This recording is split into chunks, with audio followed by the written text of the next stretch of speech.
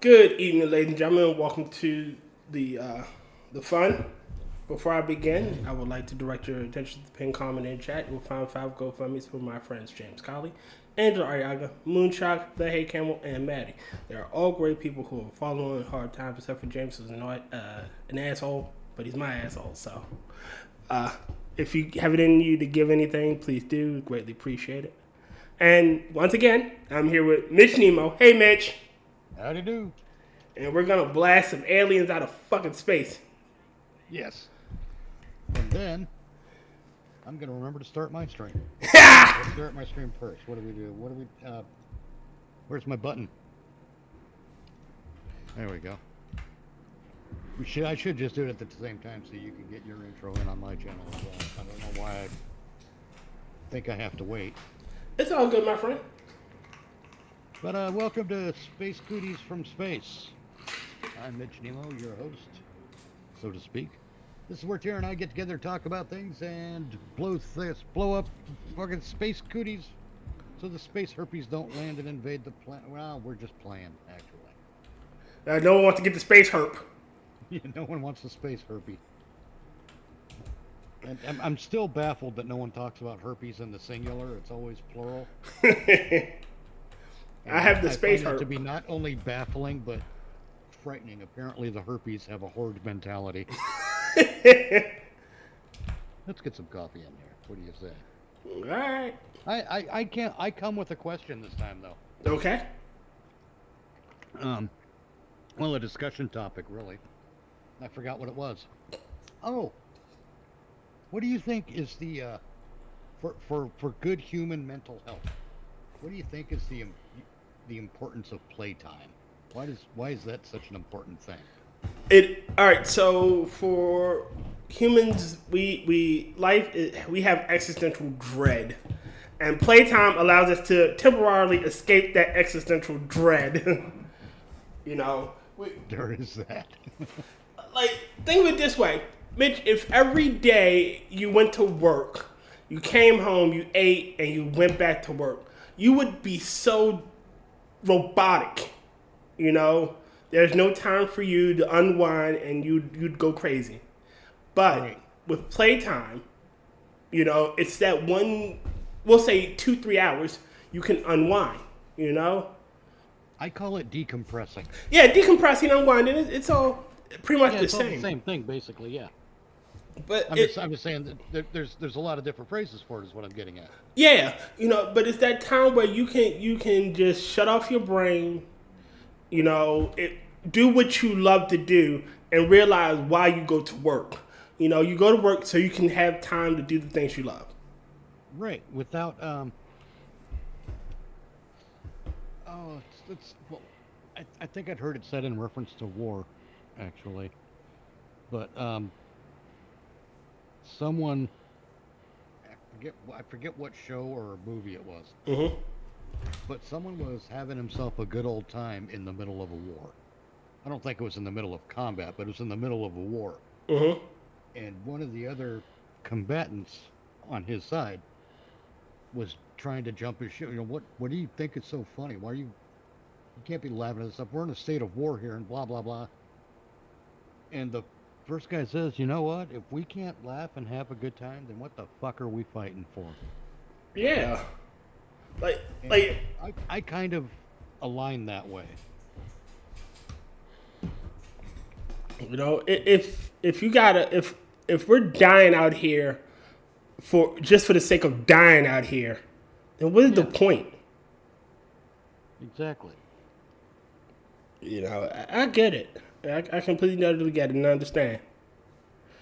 Let's see. What was it we were going to do first? We were going to do the Fleet Act, the new event. Sorry. Yeah, the new event. Okay, let's see. You want to do? Well, you got the button. Yeah, I know. I'm looking at. I'm trying to see. There we go.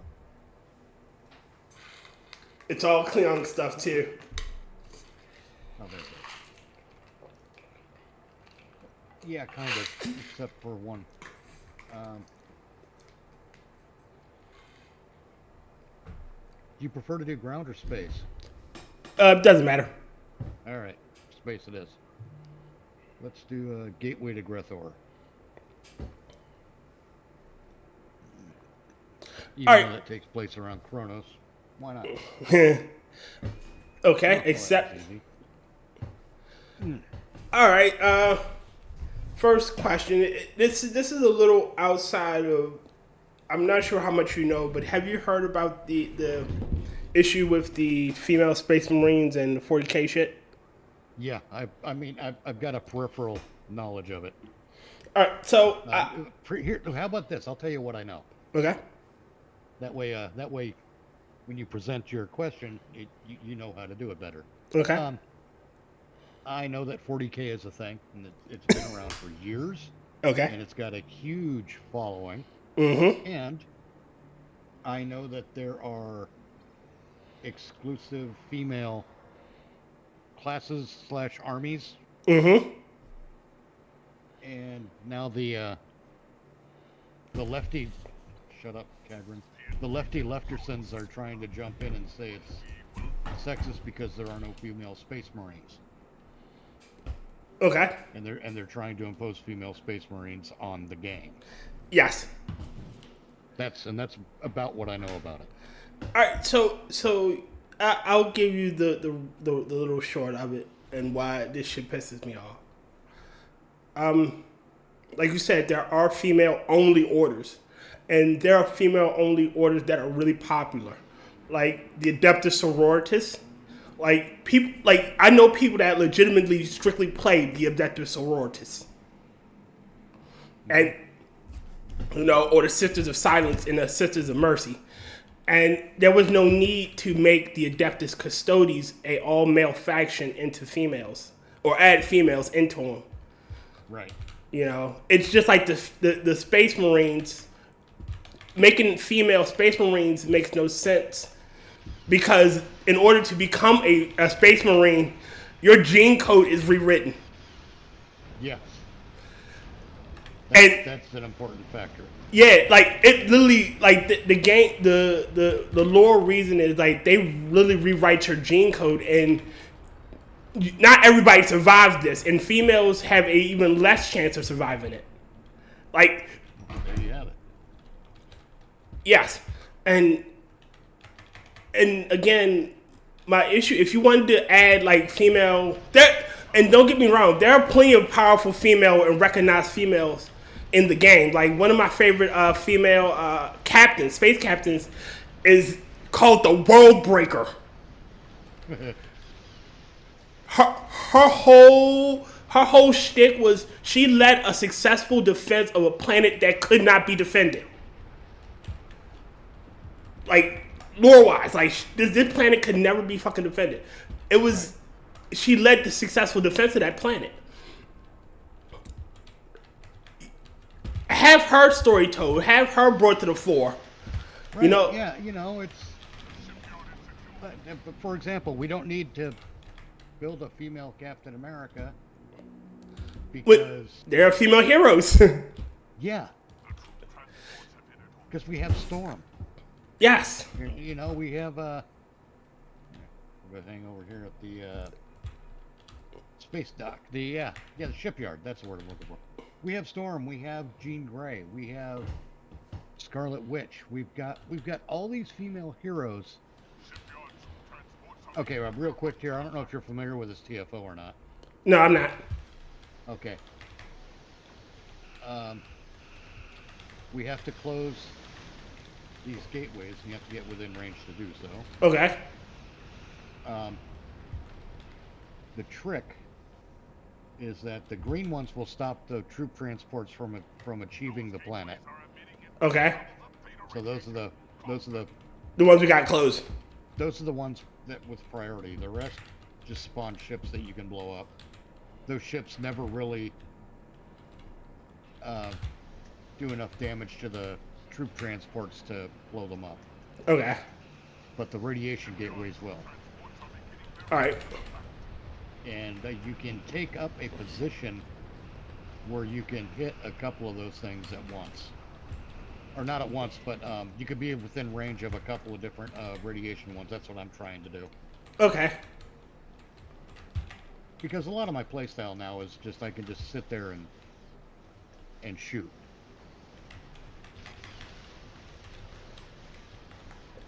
All right, but back to what you were saying, my friend. Oh, yeah, it makes no sense to. Oh, fucking hell. I do that every damn time. It makes no sense to try to rewrite an entire game to address an issue that doesn't exist. Yes. And honestly, I'm getting fed up with people trying to do that in general anyway. Yes. You know, you don't need to fix a franchise or an intellectual property. You don't need to fix it. You need to build your own. Yes. And if you don't have what it takes to build your own, what makes you think you have what it takes to tell another one how it should perform? Yes. You know, especially one that's already successful. Not only successful, but wildly successful. Yes. 40K is, I mean, it's successful enough that I know the basics of it. I know it's a tabletop game. Shit, D&D. Yeah. All of this shit. Stop trying to improve on something that is already perfectly fine. I'm not saying they're perfect, but they're fine. If you want to play a D&D campaign where there's a black lesbian in a wheelchair, go ahead. Yes. Write the campaign. Play it. No one's stopping you from playing that campaign, but when you insist upon black coding all the orcs or some dumbass shit like that, yes, you're just being an asshole. Or getting rid of a species, race, and just having, form. No, they're races. Like, they're literally different creatures. They are, some are compatible with each other and some aren't. Right. I mean, it's not like when it comes to the orcs, it's not like anyone hates them because they're orcs. You know, the humans and the orcs will fight, for example, because the orcs are warlike and want to destroy the humans. It's not a racism thing. It's a survival thing. Well, not even that. It's depending on the franchise. That you could have, like, the elves are slaves to the humans. Depending on the franchise, the humans are the slave to the elves, so that's why they don't get along. Or you have the issue where everybody hates the orcs because back in way time before everybody got together, the orcs were assholes. Yeah. But again, that is contingent on the franchise itself. Yes. It is not there may be similarities, but it's not true for everything. Right. God damn it. There's oh god, they even want to do away with the phrase dungeon master because it's master. Yeah, because it's the slaves. Shut up. Do we get rid of Kung Fu Master as well? No. Why? Because the Chinese wouldn't stand for it. Do you remember when have you seen, I hope you didn't see the latest Doctor Who, but in the latest Doctor Who, I'm sorry for jumping topic, they got rid of the term celestial toy maker. He's just a toy maker now. Why? Because it is they assumed it's a racist against the Chinese. How? They assumed it's racist against. You see what they did to Davros, right? Or you heard about that, right? No, the last thing I saw about Davros was the episode with the hand vines and Peter Capaldi. He's out of the wheelchair. Or he's out of his. That's right, I did hear something about that because it's ableist or some shit. Yeah, but he was a failed. He's a failed Dalek, if you will. He's their creator, and he's a failed transformation into a Dalek. So that's why he was in the wheelchair. But he wasn't a stereotype or anything. He was evil and malicious. Right. Because he was just evil and malicious. And Davros didn't let that stop him. The existence of his wheelchair define his ability to function. Yes. He's actually more of a role model in the chair because that chair did not slow him down in the slightest. Hell, he was still one of the Doctor's major threats by himself, despite the wheelchair. Yeah. Okay, over to the shipyard. All right, heading over to the shipyard. Or to the starbase, rather. Damn it. I can't get any of my words right. You know, but he was a major threat while he was in the wheelchair. The Daleks don't need fixing. You know, Right. like they're assholes because they're assholes. Well, yeah, I mean, they're space Nazis, essentially. Yeah, and you don't need to denigrate a male character to elevate a female character. You don't. You just need to make an awesome female character. Yes, like. And that's the other. But Forgive me. That's the other side of the equation. Is you can have your plan for this awesome female character, Mm-hmm. but no matter how awesome your plan is, no one's going to see it right away. Yes. Because characters need time to grow and develop. Yes. You don't just write an awesome character, you develop an awesome character. Yes. Wolverine wasn't a hit the first time he showed up in Incredible Hulk 185. Mm-hmm.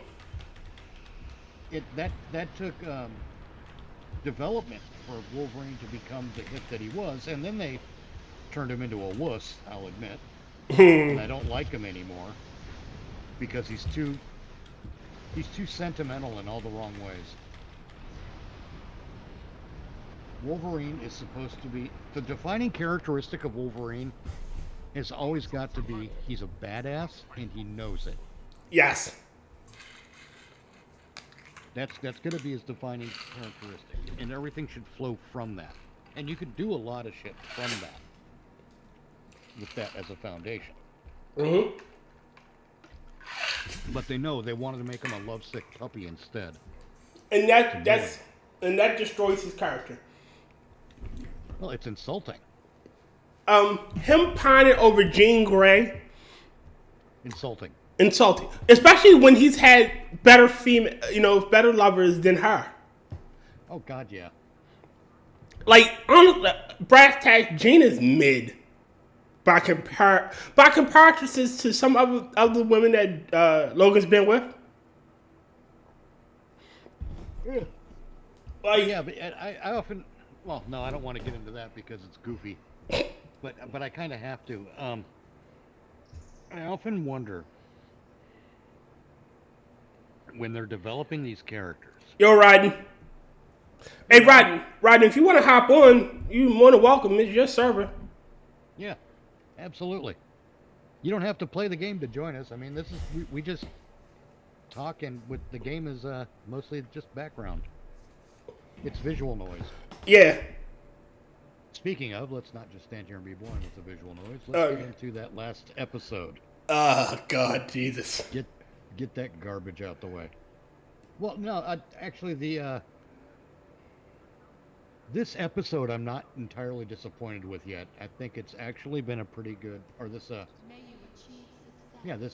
episode run, Kings and Queens. Okay. Gameplay wise has been fun, and story wise has been okay. Let's transport. I still think they need to. What do we get here? Oh yeah, the devouring nanite cloud. That's that nanite shield thing I mentioned before that I use. Okay. Oh, good God! I wish I could get rid of it all. But getting back to character development, I often wonder when they're developing these characters, how deep do they go in the development? Mm-hmm. I mean, do they work out if Jean Grey is a demon or an angel in the bedroom? I don't know. That kind of stuff. Because I think I've mentioned. Oh, I'm gonna have the thing. you gonna kick it? Gonna kick you? It's gonna kick me. Yeah. I wonder about these things because I've made this argument before about when you're making a slasher film, mm-hmm. that you have to have a slasher Bible. Yes. and that is a document or a resource. Because sometimes it's not a document. Sometimes it's one guy and it's all in his head. Oh, that's true for any published work, Mitch. Well, yeah, I know, but what I'm getting at is this slasher Bible. Gives you all the details about your slasher villain, what can stop him, what can't stop him, why he does what he does, who he's after, what his MO is, all that stuff, right? And the purpose, yeah, it kicked me. And the purpose is that that information is there to keep the writing consistent for the stories told for that character. In the case of Michael Myers, Michael Myers is kind of a prime example because there is nothing like that for Michael Myers, and there should have been. But I give John Carpenter and Deborah Hill the pass on it because at that time there were no big major horror franchises. Okay, now I need something. There's Esri Dex. Yay. Captain Dax, yay. Yep. Let's see, check in with all the oh, you've already been chatting with everyone? Yeah, talk with this Space Iconian mother. This is a Space Cootie. I know these people are Space Cooties. Trying to pull a bait and switch on us. Hello there. Nice to find Hi. Glad to hear it. The defense effort. Once we're back on our It's funny. This model of Nicole DeBoer as Esri Dax does not look as good as Nicole DeBoer. Does not. It's something about the way it moves. Yeah, there's just something. It's a bad likeness. It's like it was thrown together. It looks like a bad version of Jodie Foster. Yeah, it looks like a bad cartoon version. Oh, yeah. Transit sites. I wish they'd shut up so we could keep talking. But it's important. My point is, it's important for fiction writers, filmmakers, everyone to know those kinds of things. And I forgot why we were on that subject in the first place. We were talking about making a better character. Like you don't just make a bad character, you develop it. Yeah, so when you build a Wolverine, a Jean Grey, a Captain America, a Superman, is that kind of stuff laid out? Oh God, I hate fucking fluid space. I wonder if they have like the Superman Bible that tells you all about Superman. You know? Yeah. And I wonder how in depth it is. Is there genuinely a risk of him losing control during sex and blowing out Lois Lane's spine when he ejaculates? That's a joke, right? Yes. But at the same time, I think that's the kind of stuff you have to consider when creating a character. You have to consider what the downside of a superpower might be. And that might be that might be a real concern. I mean, it's everything. All right, from a writer standpoint, this is what I've learned. Everything about a character should be known to the writer. Yes. Now, when that information becomes relevant, like if Dumbledore's sexuality was relevant to the story being told in Harry Potter, then it should have been brought up. It should have been said there. Right. Like, but him talking about his sexuality would never have been relevant because he's an adult dealing with children. Yeah, and it's weird to have an adult who's dealing with children talk about their sexuality. Even in a book, just turn to the camera and go, "I'm gay." Yeah, I'm gay. Like, yeah. When it's not relevant to the story being told. Now, say there was a section about Harry asking Dumbledore about women. Could you give me advice about women? I can't. That's not my thing. I'm really not that guy. Yeah, I'm not that guy. I can't give you that type of advice. it's relevant to the story that this information be divulged because he can't give Harry that type of advice that Harry's seeking. But at the same time, he could. Again, he could, but But it would be different because his advice would have to come from a perspective of someone who doesn't have a romantic interest in women. Yes. And you could even write that, like, you could always come off like he seemed aloof or he seemed disinterested in the topic of talking about women. Not that he didn't want to talk about it, it didn't interest him. Yeah. And that would give... Go ahead. It's like, like you asked me about 40K, right? Mm-hmm.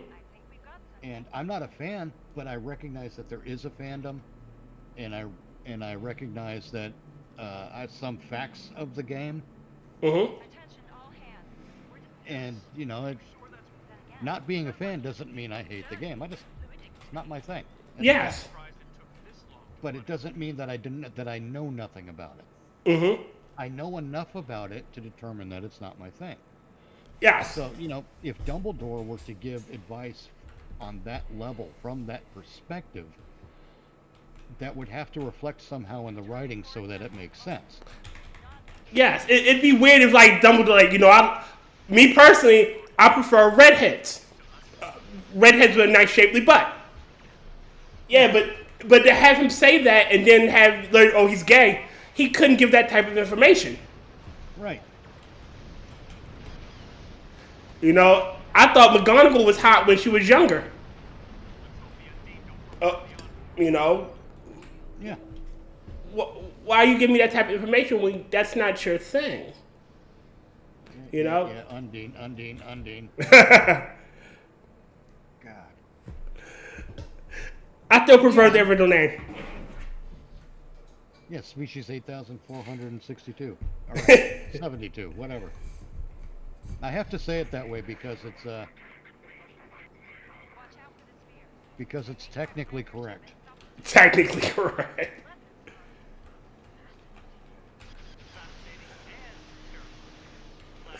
But you were saying, my friend? You have to know all kinds of details, and in the case of a collaborative effort like a film, it's different when you're a writer. Yes. When you're just a guy writing a thing, like a novel. Mm-hmm. Yeah, it's helpful to have information, references, and whatnot physically handy. But it's not as important there as it is with a collaborative effort like film writing. Mm-hmm. Writing a screenplay. Because everyone involved, no, not like writing a screenplay, but like making a film. And it depends. If you are working with a team in writing that screenplay, then yeah, it does become important. But if you're writing it alone, it's not as important. Any collaborative effort, everyone's got to have access to the same reference material. Yeah, that way they don't cross each other's toes, like step on each other's toes. Well, not only that, but they mainly it's to keep the story consistent. That too. And that's the most important part. You could argue that only the screenwriters, in my favorite example of Michael Myers, only the screenwriter should have that information, and everyone else should just shut up and make the movie. But I don't think collaboration is that simple. Well, I agree. If using the Michael Myers example, if say you have decided that he's definitely afraid of like lemons, and in the scene there is a bunch of lemons on there, and in one scene he's terrified of them, and another he's not. It would throw the throw everything off. Yeah, and if you want a different example, there's the Star Wars example of Obi-Wan and Qui-Gon, and early in the Phantom Menace, they run with the speed of the Force, get away from the space droids. But then every other time that would have been useful. Run with the speed of the Force to get away from someone or something. They never do. Yeah, like it would have been very useful to run for Obi-Wan to use Force speed to help Qui-Gon out. Yeah. And that's what I mean. That's why you have to have That's why it helps to have references. That's why it helps to have, especially in a collaborative effort, easily accessible references. Mm-hmm. And back to the collaborative effort, I don't think a collaborative effort is as simple as only the screenwriter should have that info, because there's so many people, so many other people involved in different aspects of filmmaking that might recognize something that you've screwed up as a writer, or as a director, or as an actor. And Agreed. everyone should be open to that stuff. Look, it's up to the writer to create the character, and it's up to the actor to define it. No, I think I got To that. bring them to life. Yeah, it's up to the actor to bring them to life. I may have that thing back to where one creates it, one defines it. Or at least gives it verisimilitude, Yes. which is, like you said, bringing it to life. But you have to be open to factual criticism when it comes to writing and characterization and Yes. acting and directing. No, George, this doesn't make sense because they could use force run. Why isn't Obi-Wan force running? Yes. You know, that's what the Phantom Menace and, well, the prequel trilogy needed, was someone to say, no, George, here's a problem. Point out that continuity. And you know, and you don't have to be a dick about it. George Lucas should have a no George policy. He should get out there in front of everyone at a big meeting saying, now if you find something that I seem to have overlooked, you have to tell me no George. And then tell me with solid reasoning why it doesn't work. That's also That's good leadership. that is good leadership. You know, you're taking criticism. I didn't notice that, and let me change it because it makes no sense to the story I'm trying to tell. So I had to get rid of this force run event because it creates a continuity issue. Right. You know, when the one time when it really would have been necessary, he never uses it. Well, and it's another example. Maybe George Lucas should have had Someone overlooking stuff? A space Bible that tells you what the Force does. Yes. Oh, God, it's going to do it again, isn't it? Yes. And you know that's one of the biggest things that frustrates me. It's it seems like a lot of filmmakers, a lot of Hollywood, Mm-hmm. you know, a lot of the big name studios and big name filmmakers, they seem to want to be taking shortcuts all the time, and that bothers me. It's like, why don't you care about your product? Mm-hmm. I'll go once again to Vin DeSanti of Womp Stomp Films. He knew the movie he wanted to make, and I don't know if he had a Jason Voorhees or a Friday the 13th or the movie that I want to make Bible or not. I don't know if he had all that stuff written down or not, or if he just wrote the script and left it there. And since he was directing, you know, he knew what he wanted to see. Mm-hmm. Because I can see where that works too. But I bet you anything that he was open to, and we don't even have to call it criticism. We say criticism because we're criticizing. Mm-hmm. But, I bet he was open to suggestion. Yes. And open to discussion about, you know, if somebody sees something that doesn't feel right, let me know about it. Mm-hmm. Because that's how we're going to make the best movie possible. Let's see, what are we doing here? We're sneaking in. Okay.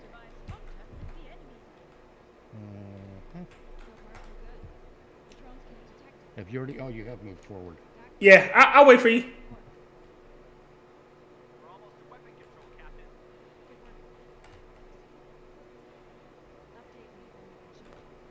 Yeah. All right. But I completely understand. Like, Have you seen not Ryan Johnson's Rebel Moon, or heard of Rebel No. Moon? No, Don't. I've heard things about it, and when I heard that Zack Snyder was making it, I'm like, oh great, another exercise in slow motion, and apparently I'm right. Yeah, that's not in slow motion, but he refused to take any criticism from the first one, and now he unleashed the second one, and the same issues cropped up. Of course. You know, when you can't take criticism for your work, you know, you run into the same mistakes. Now, I'm not gonna lie and say I'm good at taking criticism. No, criticism's not easy to take. You're right. Like, You have to be open to it. yes, you know, And some. one of the best. Go on. I mean, sometimes you got to take the criticism. You know, that's how you make something better. Yep. You know, like if you're truly passionate about a craft, like criticism helps you in the long run. God damn it! I don't want to do that. There it is. You know, it helps you get better. And like some people who gotten so big, so hardy. Oh well, my shit doesn't stink. Whatever I shit out, it's gold. Well, yeah. If your argument is that I've made this much money in filmmaking, well, you're not making a good argument. Yes. Because how many shows and how many movies specifically do we see that have a big opening box office and then disappear quietly? A lot. Suck. Right, but there's still a good chance that movie made money because it was a big anticipated neato thing. Mm-hmm. The problem is, box office alone isn't the only measure of success. Yes. It's a measure of financial success, certainly, obviously. God damn it. But to use that as the only measure of a film's success, no. There are many more things going on that make a film successful, especially making it successful over time. Yes. Can you target that vinculum, or do I have to get super close to it this way? I'm targeting it. Okay. It's my cartridge just kept jumping from. And I'll focus on the drones here that are trying to move in on us. That's why I roll with a sniper. There's another one. Oh, I gotta get closer. God damn it. Oh, I am close enough. Okay, cool. Didn't think I was. Looks like they're down. Alright, cool. But yeah, it's really important to know all that stuff and to... Really quickly. Go ahead. Rotncorpse. There is a difference between criticism and constructive criticism, and Hollywood can't tell the difference. Yes. Correct. Look at Ghostbusters 2016. Nobody liked the color saturation. No one liked the fact that the actresses, the fact that you didn't have to gender swap the actresses. I mean, the team. No one liked the fucking dancing. Like, had Paul Feig listened to what the fans wanted with a remake or whatever he was doing, he'd have had a successful movie. Oh yes. You know, he didn't have to do what he did. God damn it! How do I revive you? I just respawned. No, we're trying to revive that crewman, but he'll get up. Oh, all right. Hey. You know, again, you could have made that could have you had very talented, air quotes talented. You know, females. Well, they are talented. The problem is, they went into Ghostbusters 2016. They went into that with the wrong plan. Because that Okay. movie did have a plan. It planned to be a feminist. Vehicle. Yeah, and that's the wrong plan because activism ruins entertainment. Yes. And the whole movie is just a raging non sequitur. Yes. And then Paul Feig looking for a shortcut, just let the actors improv. And that's broke the they run jokes into the ground. The wonton shit. It could have been a funny little one off. Oh well, she doesn't get her wontons. Okay, all right. But you ran the joke into the ground. And don't every joke in that film was run into the ground. All right, the huge difference between the original Ghostbusters and 2016 was when they did improv, it wasn't like the whole movie was improv. Right. It was scenes that they thought would been like he slimed me, Ray was improv. It wasn't planned. Right. It Slimed me. yeah, and then the delivery, it made sense in the context of the movie. Here's this event that just happened, and he's deadpanned. He slimed me, Yeah. Doe Ray Egon in the second movie was improv. Yep. Because he thought Ray was saying his name, so he said Egon. Yeah, and then with that shit-eating grin at the camera when he did it, it's fun. Yeah. So they kept it in. So but doing the whole movie as an improv session didn't make sense. No. And then the dance scene. Oh God, Jesus Christ. Oh yeah, nobody likes a dance number. Okay, this call me crazy. Fucker. There we go. All right, don't get me wrong. Crazy, but you don't include a dance number in a movie that's not conducive to it. All right, don't get me wrong. When they did the dance number in The Mask, it was wacky. It fit the movie. It fit Jim Carrey's character too. Yeah, yes, it did. It really did. In Ghostbusters 2016, it was, I'm gay, I want to be on Broadway. It was that kind of shit. And it was bad writing and just bad altogether. Hey, here's a vinculum I'm going to shoot because... Just in case. You never know. Yeah.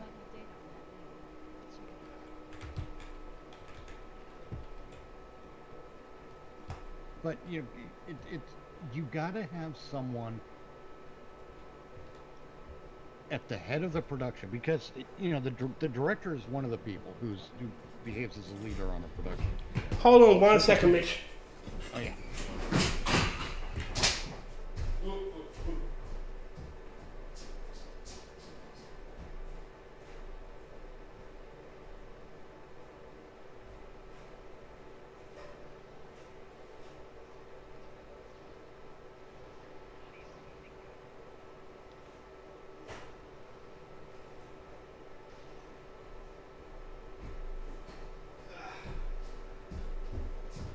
Sorry about that, Mitch. Oh, no worries. I'll tell you about what happened after the stream. Oh, all right on. All right, what you were saying? You have to have people leading a production who are open to constructive criticism, and you have to be willing to listen to people who are interested in the success of your project. Yes. That's part of what a good leader does. Your first and foremost is making the movie that would please your fans, and know who your fans are. Yes and no. There's two sides to that. I think you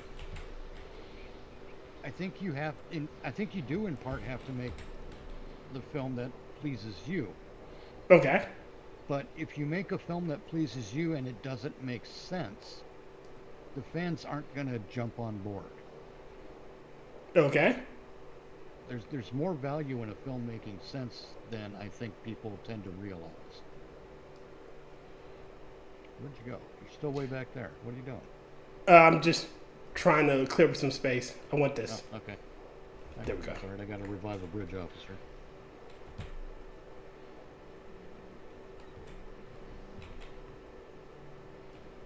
Maybe more than one. Yep. All right. But you were saying? I forget. Really quick, let me read this. Oh, go on. Rotncorpse. It wasn't bad writing. It was a lack of any writing. I'm assuming he's talking about Ghostbusters. Probably. There we go. Here's the door. Yeah, I mean, it's clear that there wasn't much writing there at all because of the way Melissa McCarthy and Kirsten Hypodermic, what the fuck is her name? I can't remember. I don't know. But the way they kept bouncing back and forth off each other. Oh, the thing? Yeah, the thing. You weren't going to do the thing? I was going to do that whole gag that they ran horribly into the ground. Honestly, it made them look like one-trick ponies. Kristen Wiig. Yeah. That's what I'm thinking. And it's too bad because everyone, with the possible exception of Leslie Jones, is really talented. Everyone in that movie was really talented. And that production did them no favors.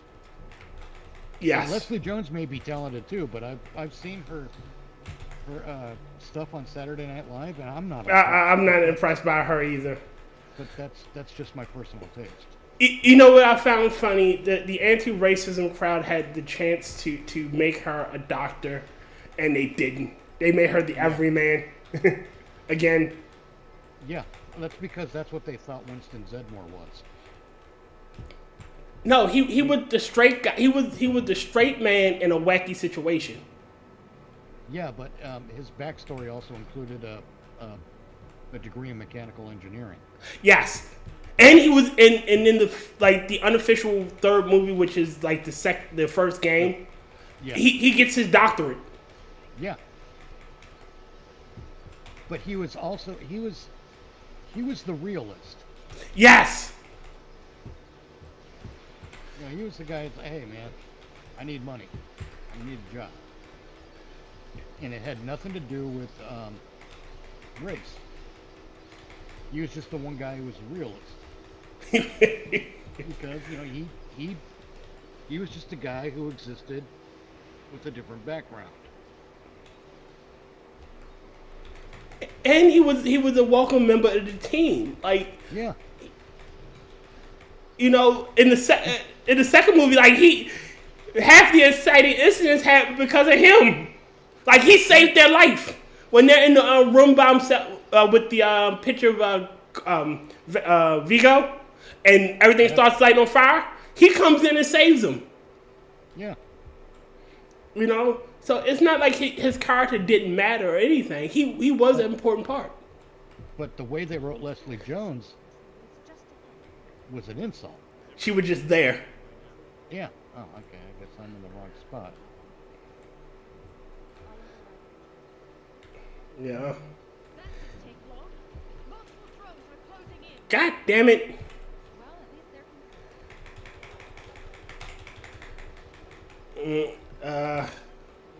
There we go.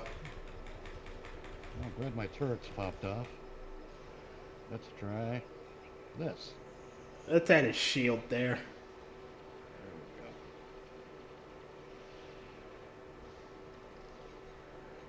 The vinculum drone thing, that's a great way to add a layer of challenge to this game. They can get up and start respawning. Yeah. Hell, if it'd be a great way to farm if they had like unique drops. Oh, yeah, definitely. You know. Right. Okay. Okay, real quick. What? Before we go barging out. Well, Recalibrate. They're healing up. Oh, that too. Okay, I just did. So I'm good. I'm doing this. Stay away from this thing. From my flare. Okay. God damn it. Distract them a bit.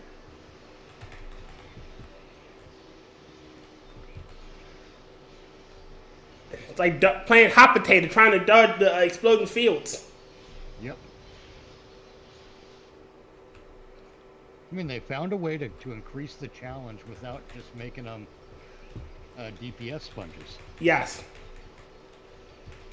And that's something I am good with. Like, that whole team just popped up because of that one, Yep. one drone.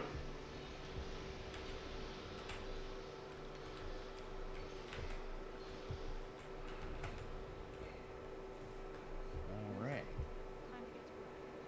Join us in the control room. Alright, cool. All right. Well done. We'll see if we Press the console button. All right. Well, Yeah, I think a lot of the reason we're seeing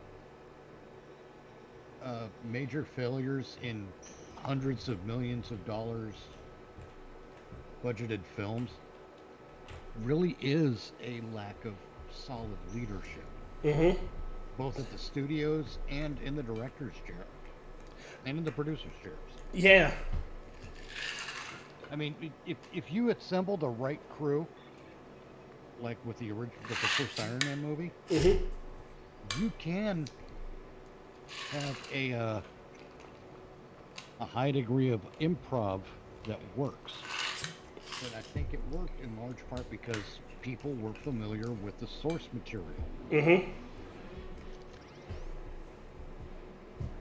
And they ran with that familiarity in the proper way.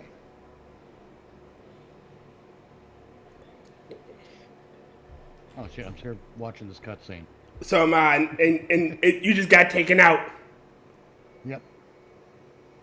Oh yeah, we get to play a Borg, but we get to play ourselves, and we're Borgified a bit. Okay, that's... I'm calling it a failure of leadership.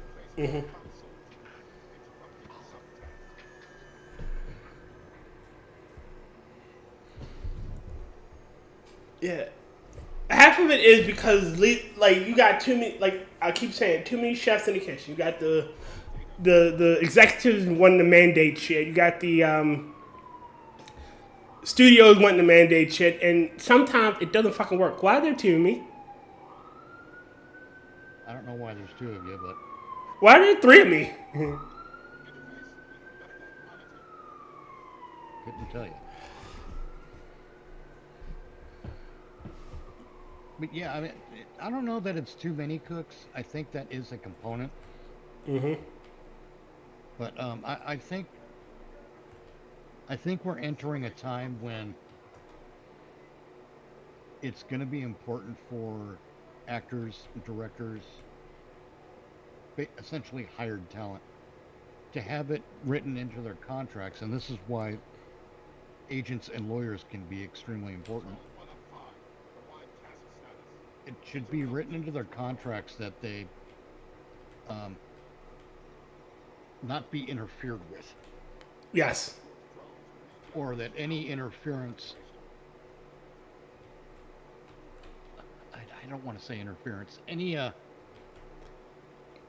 Input. Thank you. That any input is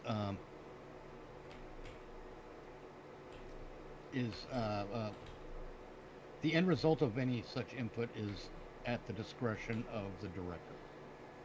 Okay. Why is it directing me here? Where am I going from here? Over here with this green. Where am I? Where I'm at? Oh, there you are. I'm assuming you gotta direct the drone to where this alcove here. Oh, okay. Yeah.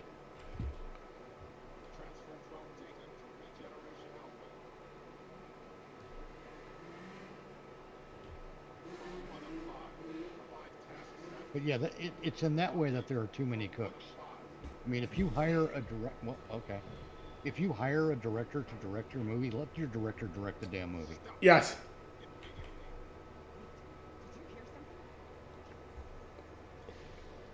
I mean, my thing is to if you hire someone to do a job and then you constantly get in their way, I mean, yeah, you have to do some kind of oversight to make sure they do the job that you want done. Yeah, but there's a huge difference between oversight and meddling. Yes. Oh, Like- I guess I need to shoot. You know, Like- I'm trying to assimilate them, but I have to shoot them first. Like it's like I said, it's a huge difference between oversight and meddling. Like I can oversee you. I trust you to do your job. I'm not involved. I'm looking at the finished product. I'm looking at everything, making sure that deadlines are being met, that tasks are being performed. You know, you're staying within budget. You know, oh, you're going over budget, so can you rein it back some? But I'm not stifling your vision. That's where studios should get involved.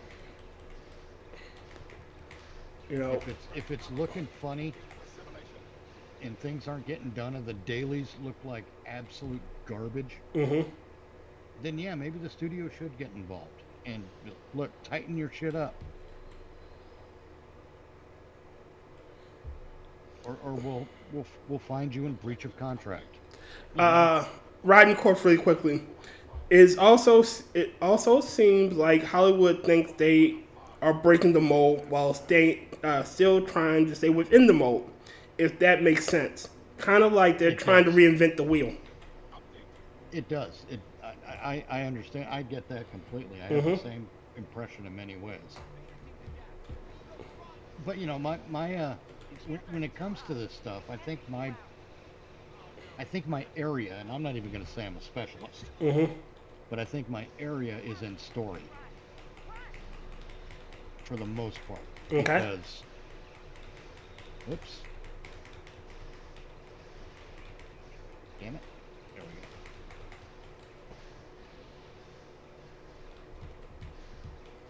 There.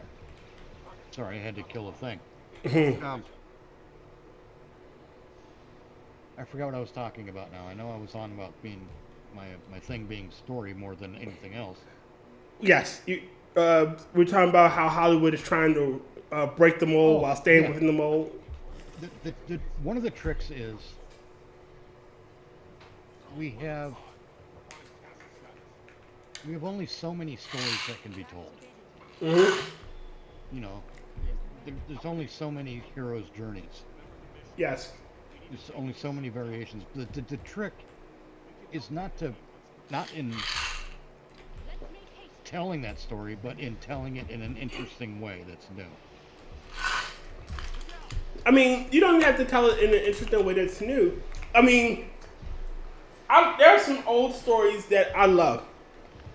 They're nothing special. They're boy meets girl, boy falls in love with girl, boy wins girl's heart. You know, does something stupid, realizes, you know, it's the same story format. It's the same story, just different characters this time. Right. You know? The other side, what I'm getting at is we can have... It's my this but that thing is what I'm talking about. You know, this story but in that context, or with that context. You know, like a Friday the 13th film, not even Friday the 13th, but a slasher film. Campers, the forest, all that standard stuff. But in Act 3, it's different because we learned that one of the campers is actually a vampire. And the vampire is a match for the slasher. Okay. Well, is more than a match for the killer, and everything gets all fucky from there, you know. Or maybe he joined the killer. Maybe, or this is a place where See, and this is how brainstorming a story starts. And we're right at the beginning of it because now I'm thinking, what if that vampire, being a hungry motherfucker, is using the, what do you call it? The reputation of this area in the woods, because this is, like I said, if it's a Jason Voorhees type situation, It's a breeding ground. yeah, it's like a people come here, they die all the time. So it's That's cover. reputation. So he's using the reputation created by a slasher to cover his own blood drinking crimes. Hell, you can even go one further. Maybe he sees the killer as, hey, I'm trying to eat and you're just killing them wantonly. Like, I'm not trying to do that. Like, I just want a little blood. So it's more like him. Go ahead. Yeah, it's kind of a partnership, but not, because you can't get two different killers working for two different purposes to team up without them eventually turning on each other. Yes. Or start what is basically, and they've done this one. I can't think of which movie it was, but I know they've done it in some way. But start what is basically a heist movie, and suddenly, oh shit, there's a slasher killer. Or I think they've done it in the way of oh no, we're hiding in a house that's actually haunted. Dracula 2000 started off as a heist movie. Like, they were trying to steal something and they accidentally unleashed Dracula. Yeah. That kind of stuff. Those are this but that scenarios. Yes. And that's one of the things you have to figure out how to do, I think, to make a modern film success. Like Captain America: The Winter Soldier. It was a political thriller, but it had a superhero in it. Yes. And a lot of people probably look at it and go, it's a superhero film that's also a political thriller. I see it the other way around. I think it's a political thriller where some of the characters are super. Shit, I wouldn't. What was it called? Brightburn. It's a horror movie with that the killer is a superhero or And a kid. And a kid. So it's something different. Yeah. It spins the horror trope of this malevolent monster on its head. Right. Because it's a child. And it's rare that you get children monsters. At least nowadays. That's not that rare. Well, no. In cinema it is. Yeah.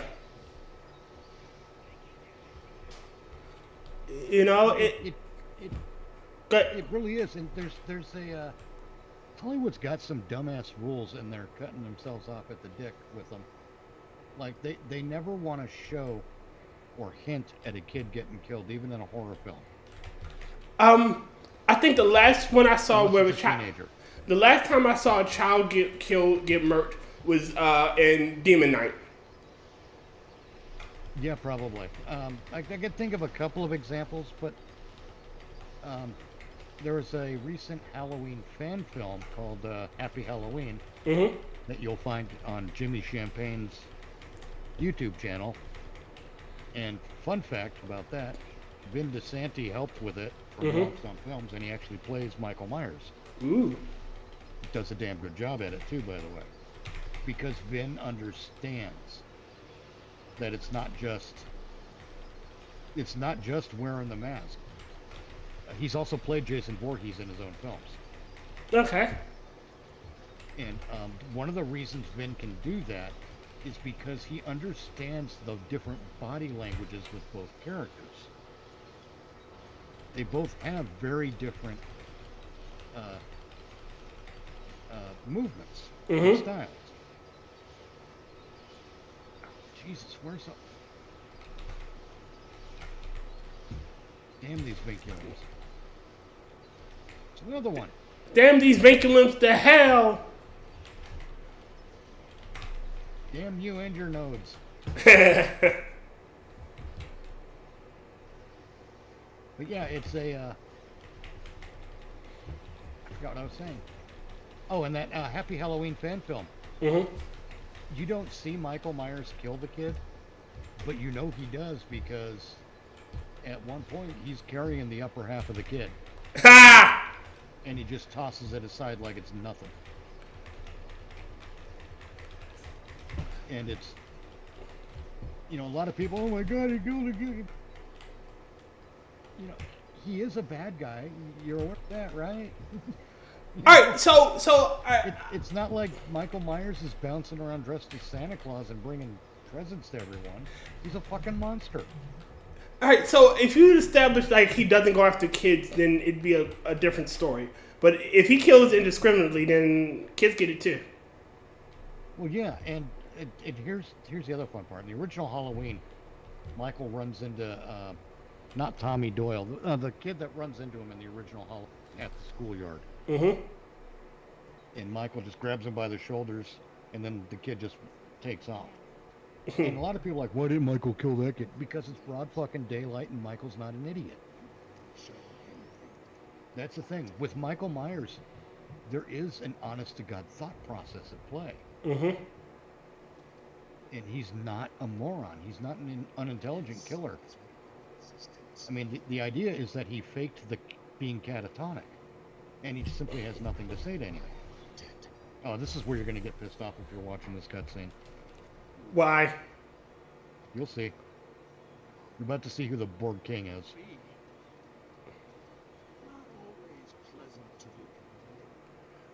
Really? Yeah.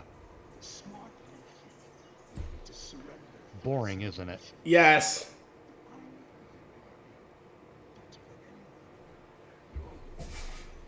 Yeah, whatever. I'm skipping it. Now what do you think? We got to defeat him. All right. So that line makes no sense on the ground that you're from two different universes. For all you know, this Harry could be a fucking monster. Well, yeah.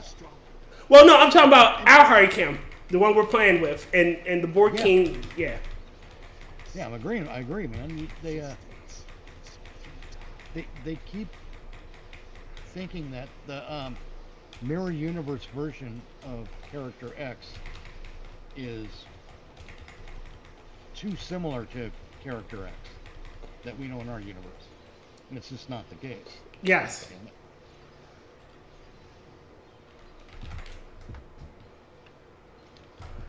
You know, that's not how any of this works. No. To have him use that line,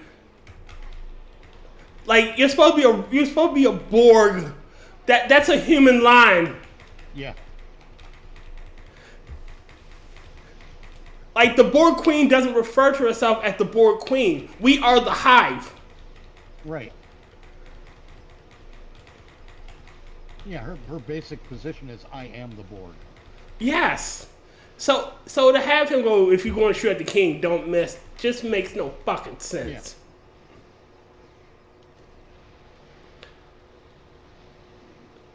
Like, I think it's the dialogue choices versus the actor. That's Well, it's bad writing. yes. I mean, it's not like Garrett Wang had any choice in how this stuff was written. Yeah, but to have him, like, it's like Tilly going, let's go, nerds. Your culture shouldn't have a concept of nerd because you are fucking evil. Right. Okay, what? Defeat the Borg King. Command code overrides. Well, get the Borg King down here, for fuck's sake. No, now there's something to shoot. Alright. Right. You know,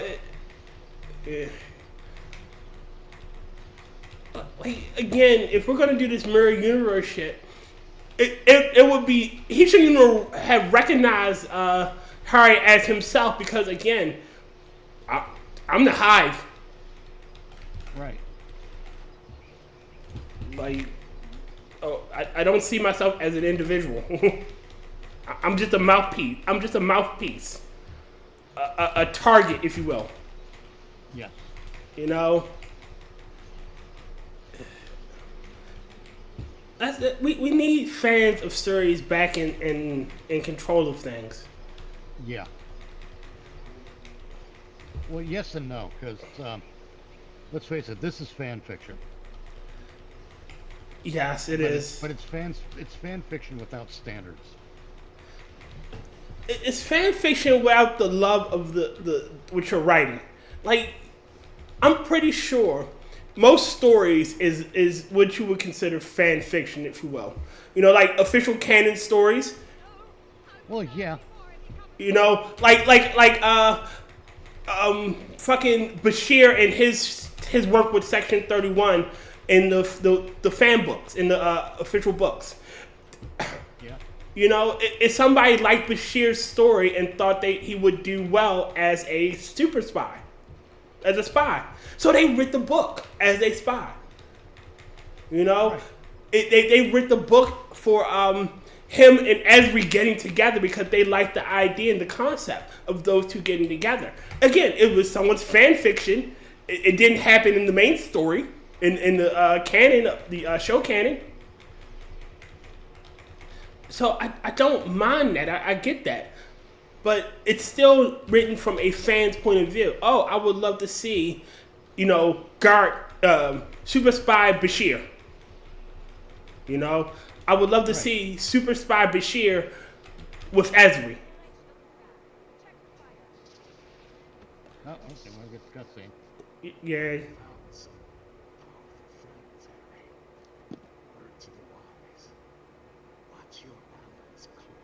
See, that watch your allies closely line suggests to me that I'm right about Space Lady from the other dimension. Mm-hmm. And I never felt right about her.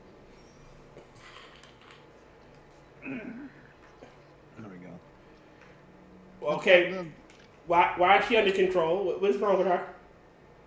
She was assimilated in one of the past episodes, and now they're trying to play it like post-traumatic stress, but it just doesn't.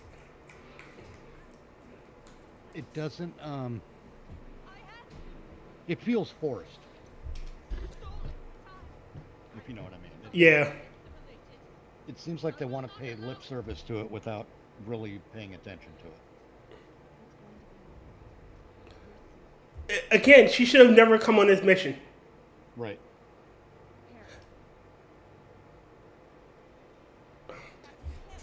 And to have Harry look at this like, oh, it's me. No, it's not you. Yeah. Like, you've dealt with multi-universal shit before. Like, this should be nothing to you. Right. But you know, we can't write well anymore. It's against the law. Yeah. Like, technically, we've encountered our mirror self. We shouldn't have encountered our mirror self, but we encountered our mirror self before and we're like, yeah, whatever. Yep.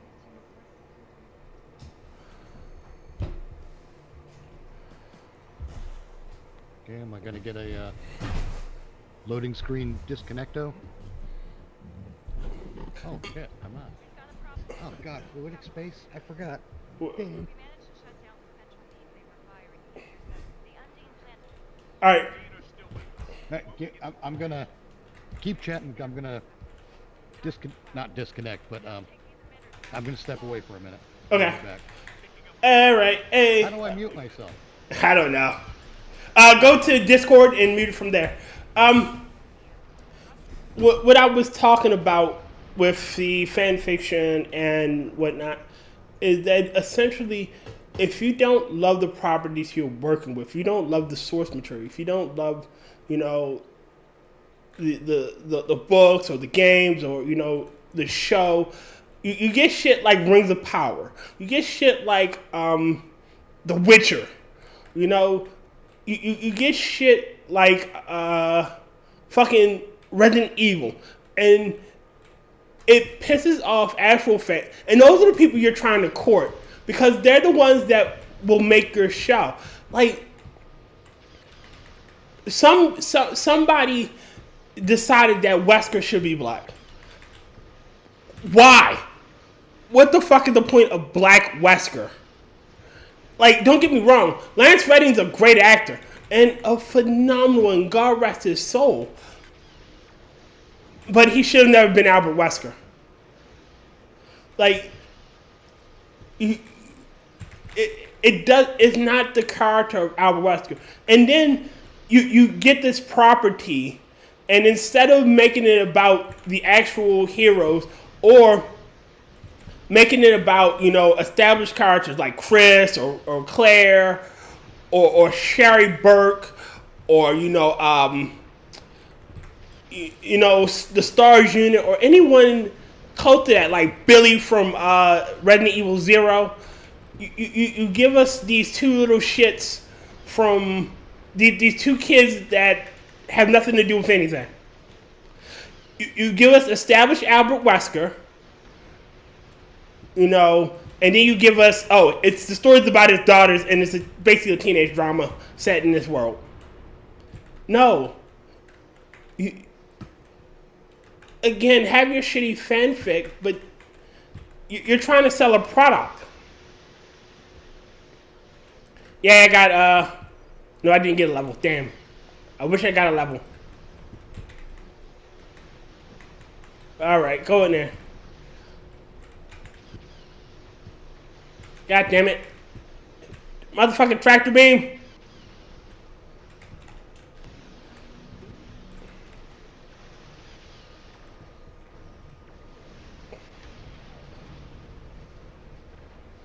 Alright. Lord. Ships exploding everywhere.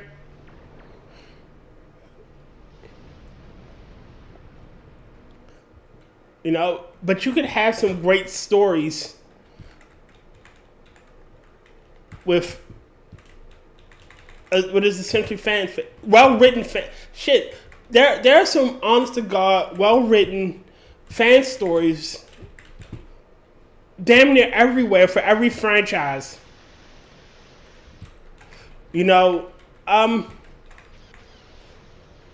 Hell, there are some well-written crossover franchises that, in the right hands of someone that loves both properties, could work.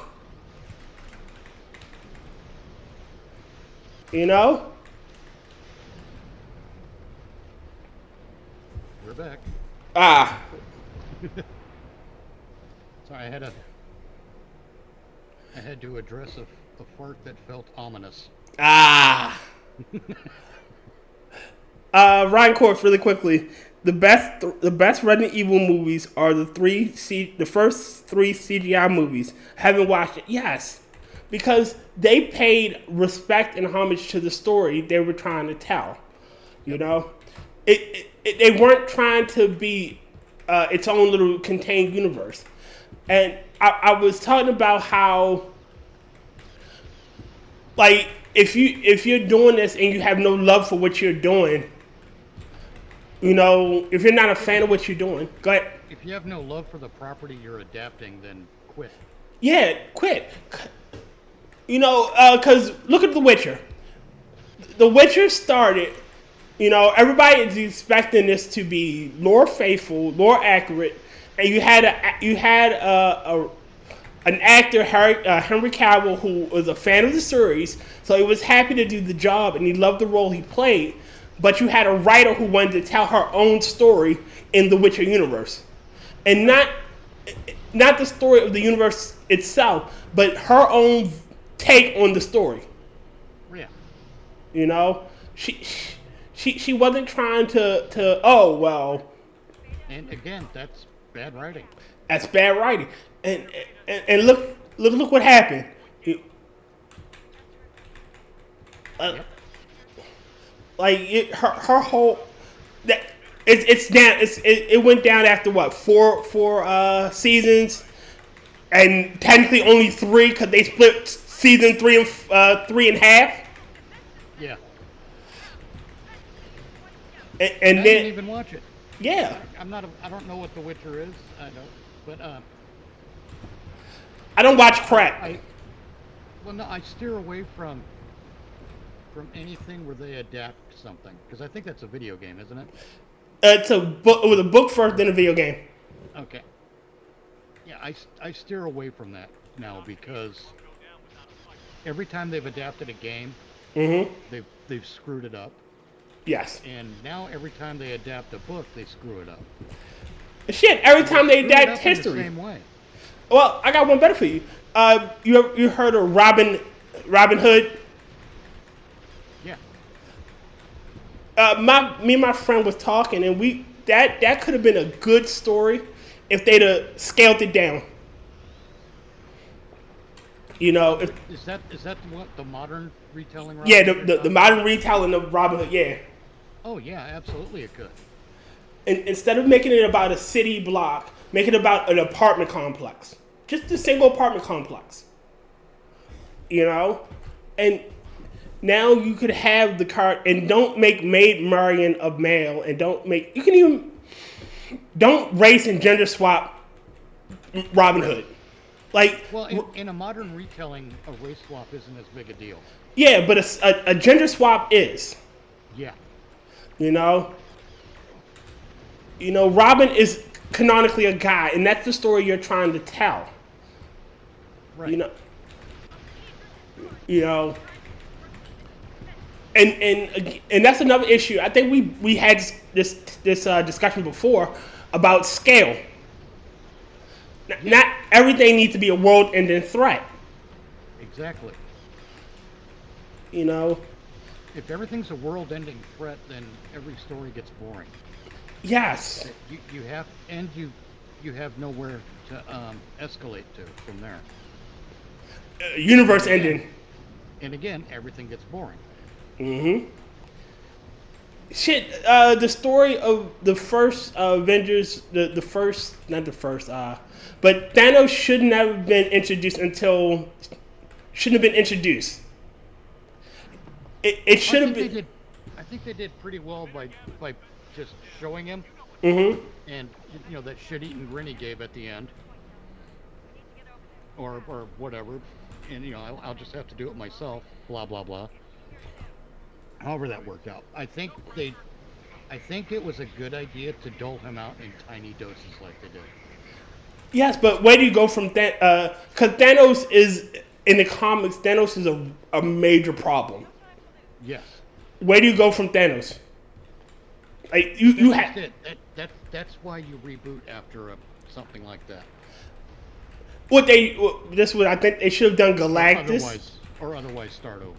No, this is what I think they should. Galactus should have been the first major threat they dealt with because he's a planet-destroying threat. He's not universe-destroying, and then you escalate from there. Oh, now you got to deal with universe dying. Well, you know why they didn't? Why? It's because Marvel Studios did not have the rights to Fantastic Four. Yeah. And the Fantastic Four villains. That's why they didn't. They didn't have, 20th Century Fox had rights to X-Men. Yeah, that's why we got the Inhumans. Right. And, Marvel Studios would be smart to try to reach a point where those contracts expire and just regain all of their properties under one umbrella again. Mm-hmm. And then, then we can have a decent Marvel Cinematic Universe reboot where we start telling stories again instead of telling activisms. Yes. And not even that. Like, all right, you could tell a story, say an environmentalist story. Fucking Godzilla was an environmentalist story. Yes. But it wasn't a boring environmental. It wasn't preachy. No, it was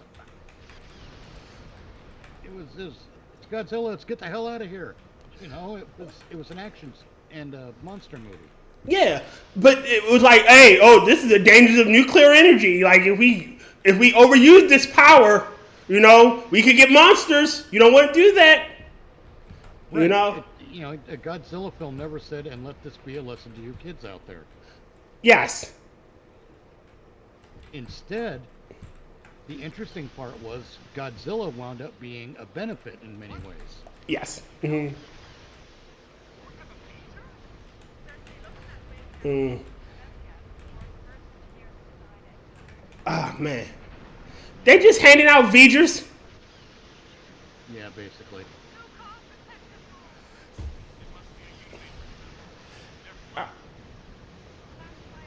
All right, this is getting rather annoying with the V'ger shit. Well, yeah, they want to. They're desperate to tie everything together for some reason. They think that's interesting writing. It's really not.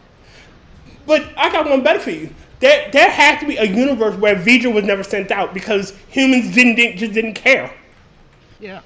Like the Terran Empire, I can't see the Terran Empire sending out a probe when Not with the same mission that V'ger had. The one the Terran Empire sent out was called Conqueror. But that wasn't the Terran Empire either. That was the Free Empire. It's like Voyager was. The Voyager 6 probe from Star Trek: The Motion Picture was pre-Federation. Yes, but it's still, I don't see the people sending out a probe like that. Like, the history of the Terran Empire is one of conquest and submission. Right. That probe was probably designed to find technologies or people to conquer. Hence the name, Conqueror. Instead, Voyager was sent out to make contact.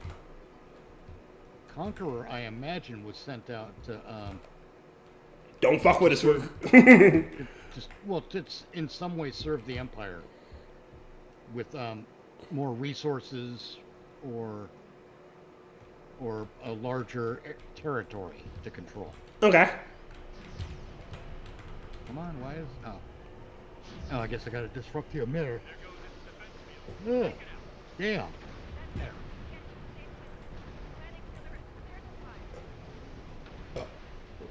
Where's the safe distance? Ah, screw it. Don't show me. It's not showing me either. There's safe distance, I guess. I guess it's dependent on the start time of the cutscene. Let's have a swig of coffee.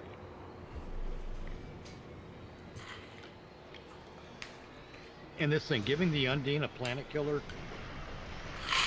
Can you say Death Star? Yes. Thing is, I could say Death Star, but I can also say knockoff. That's what it is. It's a fucking knockoff. Alright, from my understanding of everything, the Undine are the only life in fluid space. So why do they need a planet killer? Because the story has to happen, I guess.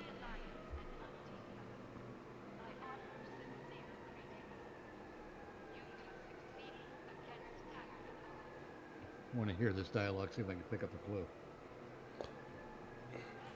I thought Therians couldn't survive in fluidic space.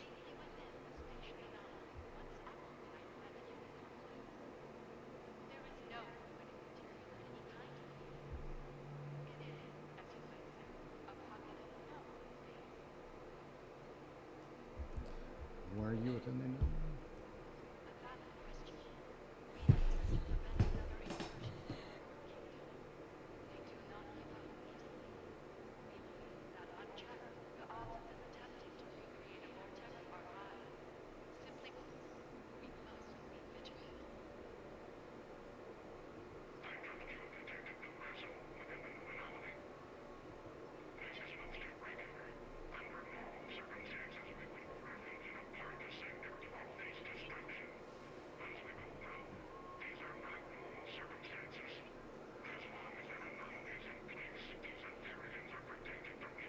Good call. I don't trust them.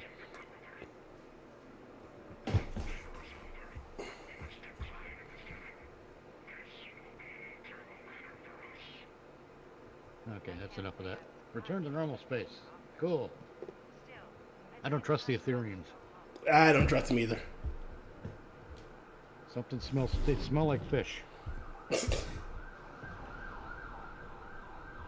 They walk into our home with dog shit on their shoe, and I can smell it. Really quickly, Rotncorpse. The writer for The Witcher is no better than a shitty localizer. The story is already there. We don't want your changes. And then the first Sonic and Detective Pikachu were good video game movies. What was that last bit? The first Sonic and Detective Pikachu were good video game movies. Shocking. Unfortunately, they're video game movies I have no interest in watching. Because I'm not being a dick about it. I'm just saying those are not IPs that have my interest. Understandable. They're not IP that have my interest. I would love to see a good Command and Conquer movie. Yes. However, that's never going to happen because they'll want to. Well, for one thing, they'll want to include the screen immediately. It's going to do it again. I would love to see a good Red Alert movie. Space. They'll want to have bits of Tiberian Sun intermingled with Tiberian Dawn, and it'll be just like what they did with the Warcraft movie Or Transformers movie. A Warcraft film franchise should start with the first game. Yes. It should be an orcs versus humans scenario. But they wouldn't do that. They would want to include all the elves and the fucking Dwarves. Elves, the elves, the dwarves, what do you call them? All the basically everything that was expanded upon in Warcraft 3. Yeah. They want to include all that shit and The Drawny. including that shit. Yeah. The Pandarans. No, but yeah, they'd include all that shit, and you would lose all of the build-up to that shit in the process, and that's what they don't get. When they did Batman v Superman, instead of having all of the character building and emotional baggage that comes with Batman and Superman fighting and Batman being in that armor, instead of doing everything that builds up to that, they jump straight to that and it has no impact. I honestly think they should have went with the cartoon. They should have had Batman's old and retired and Superman's still young and vibrant, and it's him doing that shit. That too, because they're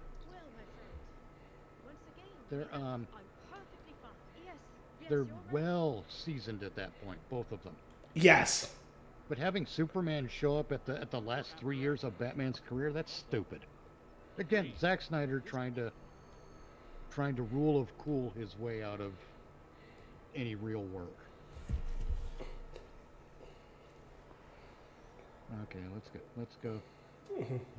Giggle and chat with all the fucking. I already did that. Oh, good. Beam up to my ship. I'll do that. I will say it disconnected me again. You know. Rotncorpse. I will say that the first Resident Evil live action was good. No characters from the original game, small setting, lots of zombies, and should be like it should be. Yes. Yeah. Yeah, the first Resident Evil film was kind of great in many ways because it was a good action flick, and the thing is, Resident Evil's a great example of this. We had a story, and again, I'm not even a Resident Evil fan of the films or the game. I've never played the game, and the films got progressively sillier and whatever. But the part of what made Resident Evil a successful IP before a film was even made was the story it told. Yes. And the video games lay that story out for you. Why you can't figure that out as a screenwriter or a filmmaker is beyond me. And make no mistake, there are cases in which the IP holder, I think they did this with Avatar, The Last Airbender. Mm-hmm. They didn't want anyone to look or act like certain characters in the original anime. So when it came to making a film, they had to do other things, and that killed the movie. It really did. Transport back to Sol system and Earth. Space dock. That's from what to get rid of. And quite honestly, if the IP holder won't let you adapt the actual story from your game / anime / whatever Mm-hmm. to the live action film, to just make a different movie. Do a Yes. different film because you're being sabotaged from the outset. And if you go into one of these jobs knowing that you're being sabotaged, well, that's on you. I mean, You put that you impaled yourself on that pike.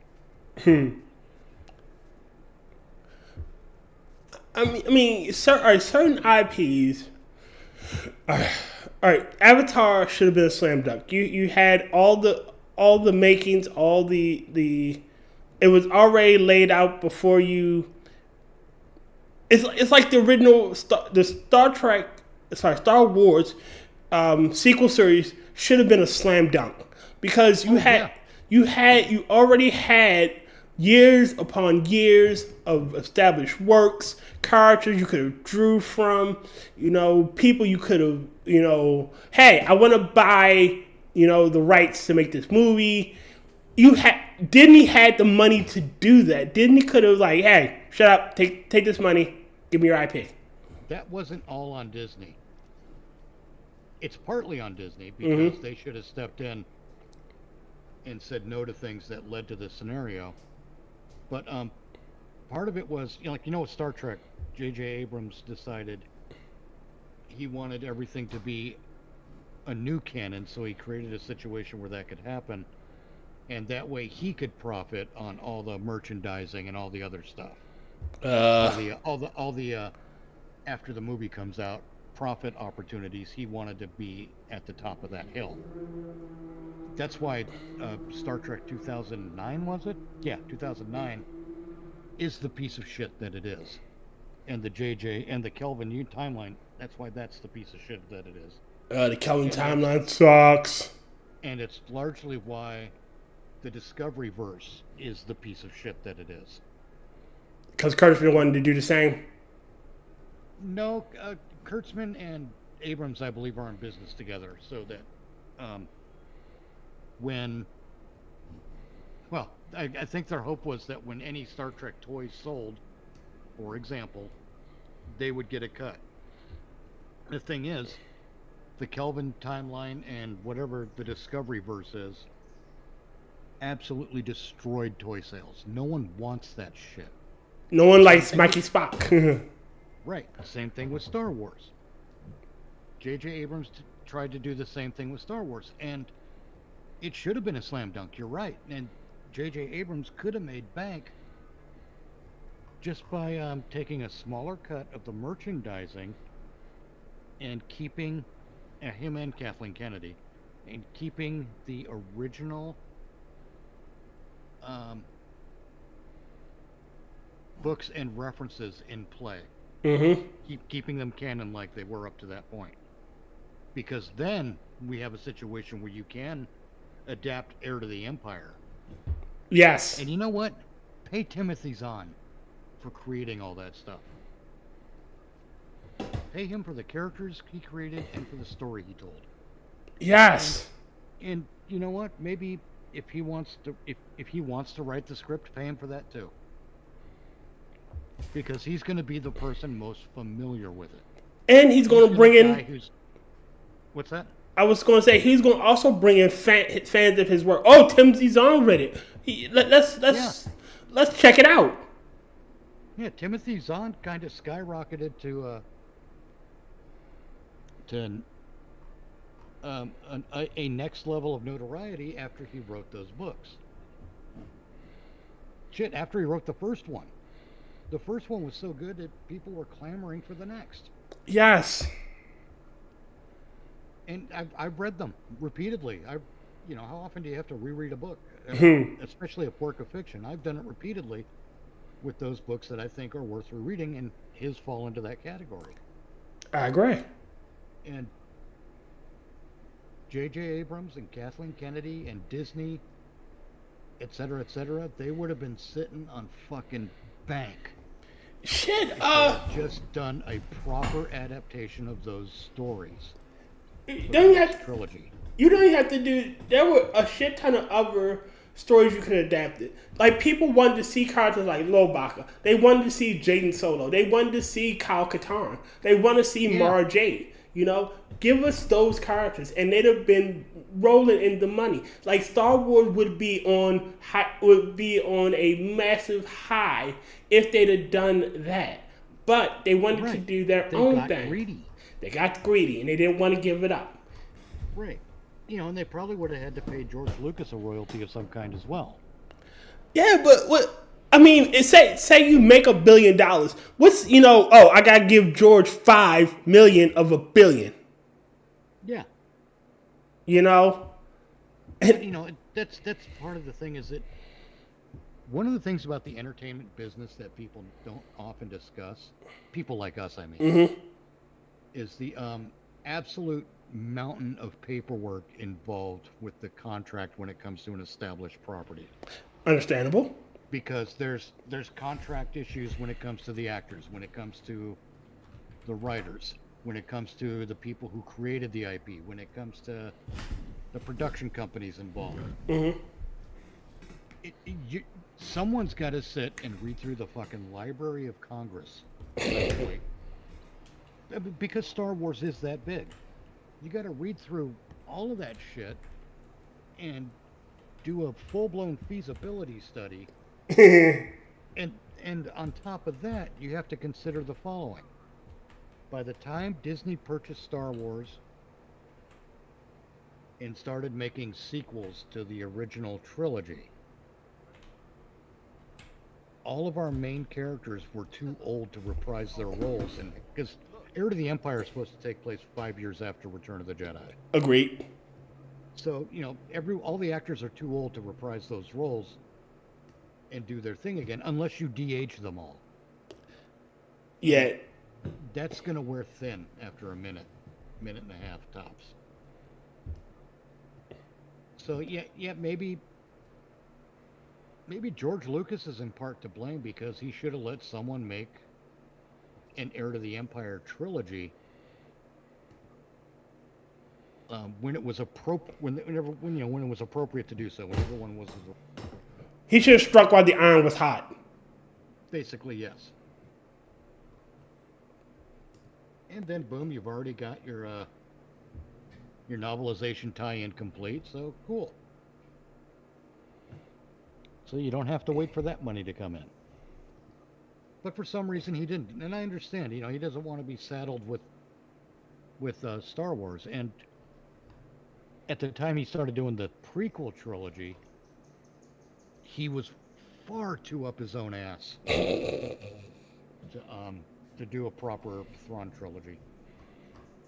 I think because he was far too up his own ass. He was too busy doing the special editions. And putting a bunch of CGI between the audience and the story being told. What are we doing next? Let's pick another. Task Force Operation, I think. Sure. That's about all we've got left. While I'm doing this, I'll read the chat really quickly. Okay. Rotncorpse again. Avatar: The Last Airbender should have never been live action. It overly relied on CGI for the bending and the animals, so live action is the wrong way to go. Yes. I can imagine that. I have an endeavor to do the Task Force Forge and Fire, so. Yeah, me too, but it's not letting me select it.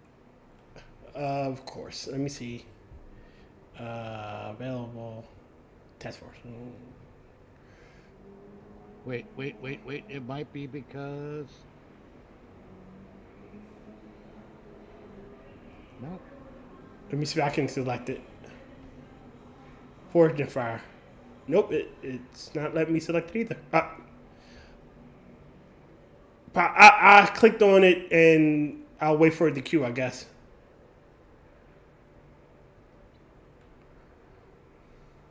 Yeah, now it's queuing up. But okay, whatever. Stupid game. There are some things that should never be live action. There are. Ah, there it is. Yep. Second, I'm equipping different weapons. Okay.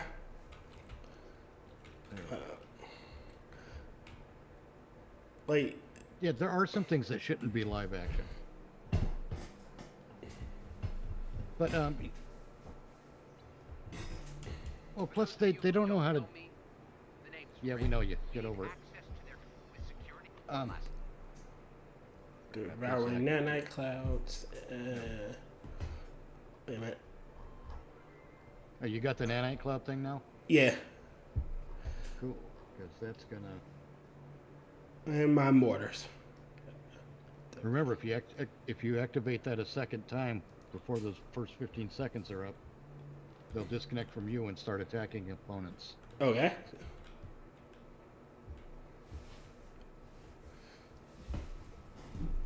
But you were saying I forgot now. we were talking about live action. Live action. Oh yeah, live action remakes. Large CGI is too. They're too busy using CGI for the main thing, instead of using it to accent and correct problems with practical effects. Mm-hmm. Because if they were employing it that way, things would look a lot better. And I understand why. You do have to push the boundaries. Okay. Sometimes you do have to make Tron. Because Tron used a lot of computer effects. Yeah, but see, the difference between Tron and it was original IP. Well, yes, but one of the other big differences is Tron was told in a context where that level of computer graphics Was necessary. It wasn't distracting. Okay. It didn't pull you out of the story because that was the story. You know, and once again, a bad story can survive, or no, a good story can survive bad visual effects. Yes. And I wouldn't say that the Tron visual effects were bad. I would say that they were primitive. Yes. They by today's standard, they're dated. Yes, but they were also appropriate for the story being told. Yes. And you know that's the shit people don't get. And when I say people, I mean filmmakers and the Hollywoods. I mean that's why so many low budget projects can be such a huge success as well, because they're probably peopled by or crewed by people who understand how to get the best out of what they've got. Yes. Or, failing that, to make what they've got make sense within the context of the story they're telling. Yes. Yeah. I'm getting fun little legs. You know, again, you ever heard the movie Willy's Wonderland? I don't think so. It is a Nicolas Cage movie. It is an indie movie, and it's literally Nicolas Cage says no lines of dialogue in it at all. But do you know about the Five Nights at Freddy's game franchise? Very little, but yeah. That's what it is. It is. They originally were going to do a Five Nights at Freddy's movie, but they lost the rights to them. But they had the animatronics, so they just made another movie using the animatronics. There you go. And it was good. Okay, we can't use this IP. Well, let's just make something of our own. Right. You know, low budget film. It's fucking great. Nicolas Cage says no dialogue. Well, plus, Nick Cage is also remarkably entertaining. Yes. As silly as he seems sometimes in his portrayals and stuff, he's fucking entertaining. Yes. And that's that's the job of an entertainer, for Christ's sake, to entertain. And I swear to God, Hollywood has forgotten that. Yes, I don't want to hear your political takes. I don't come to you for fucking political advice. Right. I go to an accountant for tax information. I go to an actor for entertainment. Yep. Like, stay in your wheelhouse. And I'm not saying that actors can't have an opinion on things. Oh, no, that's not what I'm saying either. You can have an opinion. It just, you're an actor. It's time and place. Yes! Perfect. Time and place. Your job is to act. Yep. You know, honestly, I think social media is killing the age of the movie star. It might be, but that's because the movie star. We're still in the pretty much the infancy of social media. Mm-hmm. And what social media is doing is it's demystifying the movie star. Now, how often do you hear news about a tweet that Tom Cruise makes? Very little. Yeah, if at all. And why do you think that is? Because he doesn't make controversial tweets. Well, yeah, either that or he doesn't tweet anything at all. That could be it too. And Tom Cruise is basically... Shut up, fucking pop up. Now, what was I saying? Tom Cruise is wisely maintaining the distance between him, the celebrity, and Him, the person. the audience Yes. / fans. And that is about the smartest thing he can do, or any actor could do, Yes. because then he's already got a reputation as a bit of a goof. Mm-hmm. Whether it's earned is debatable. But he's already got that reputation, and he's not feeding into it. He's being very smart about it. There. That weapon, that thing.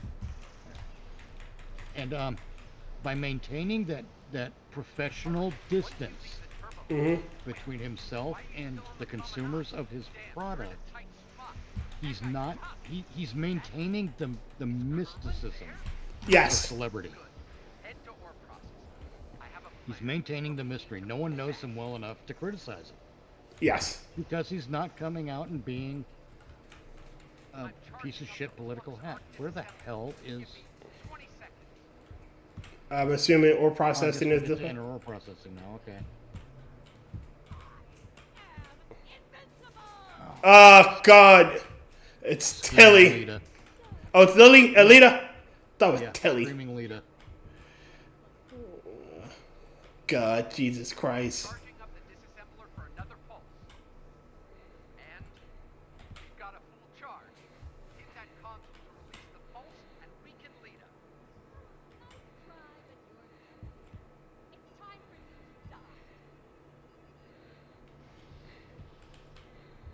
to die. Where's... there it is.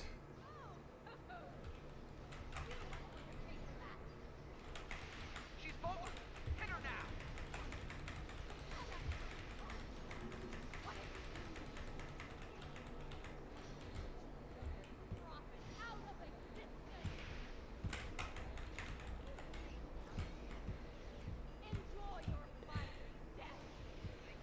Oh, Lord. Sorry, I got wrapped up in shooting the peoples.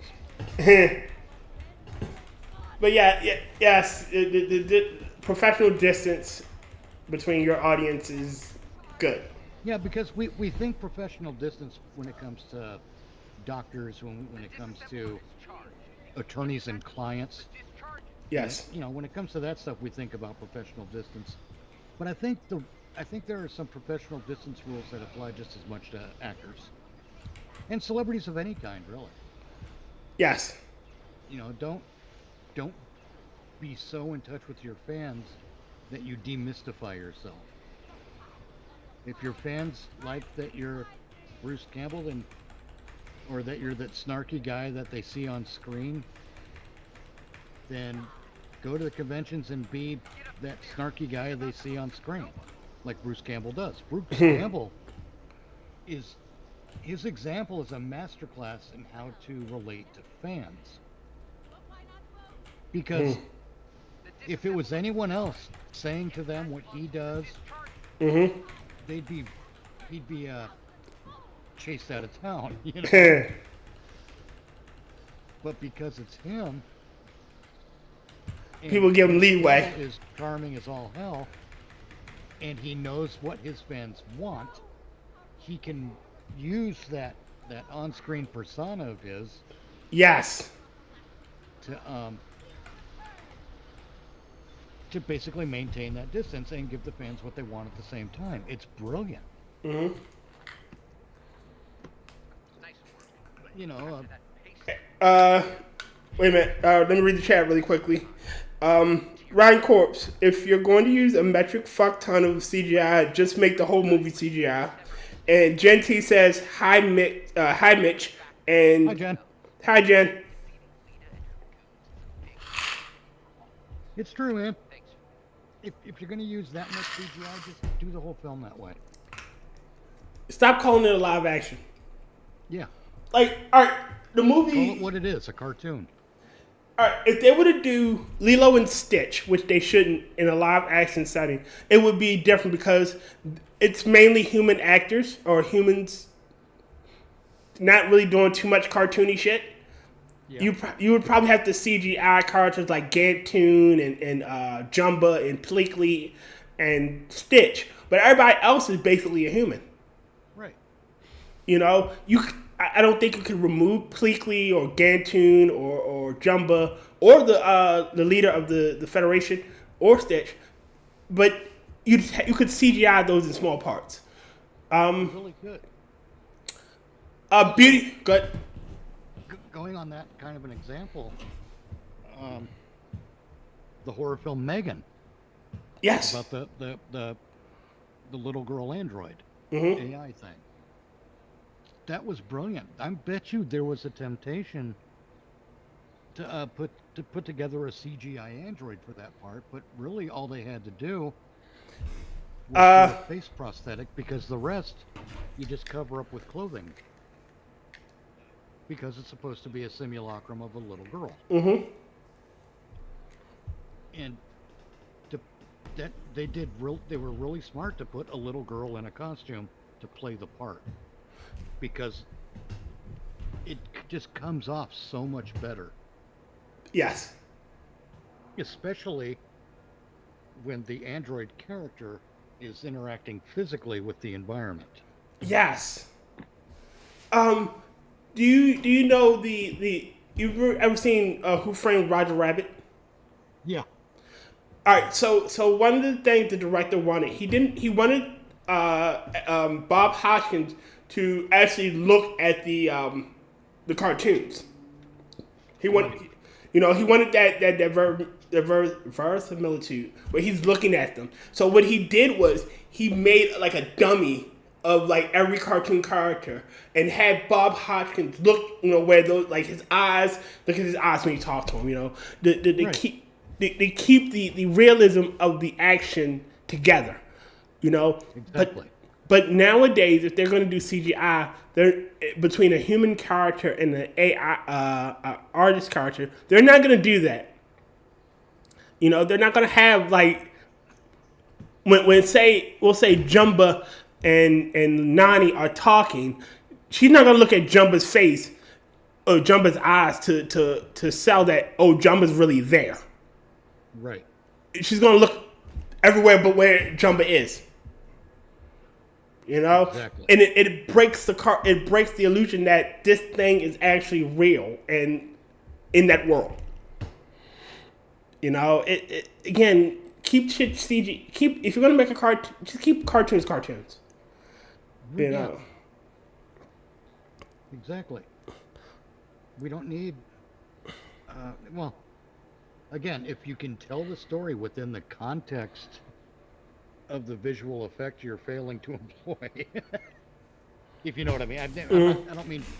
I don't mean failing in a failure kind of way. I mean the technology's not there yet.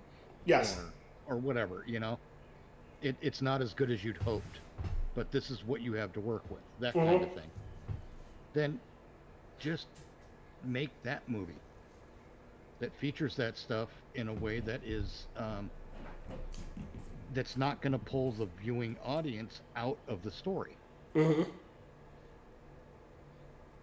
Mitch, hold on 1 second. I gotta run do something. I'm listening. Oh, all right. I forgot what I was going to say. But at the same time, I understand the need to push the envelope.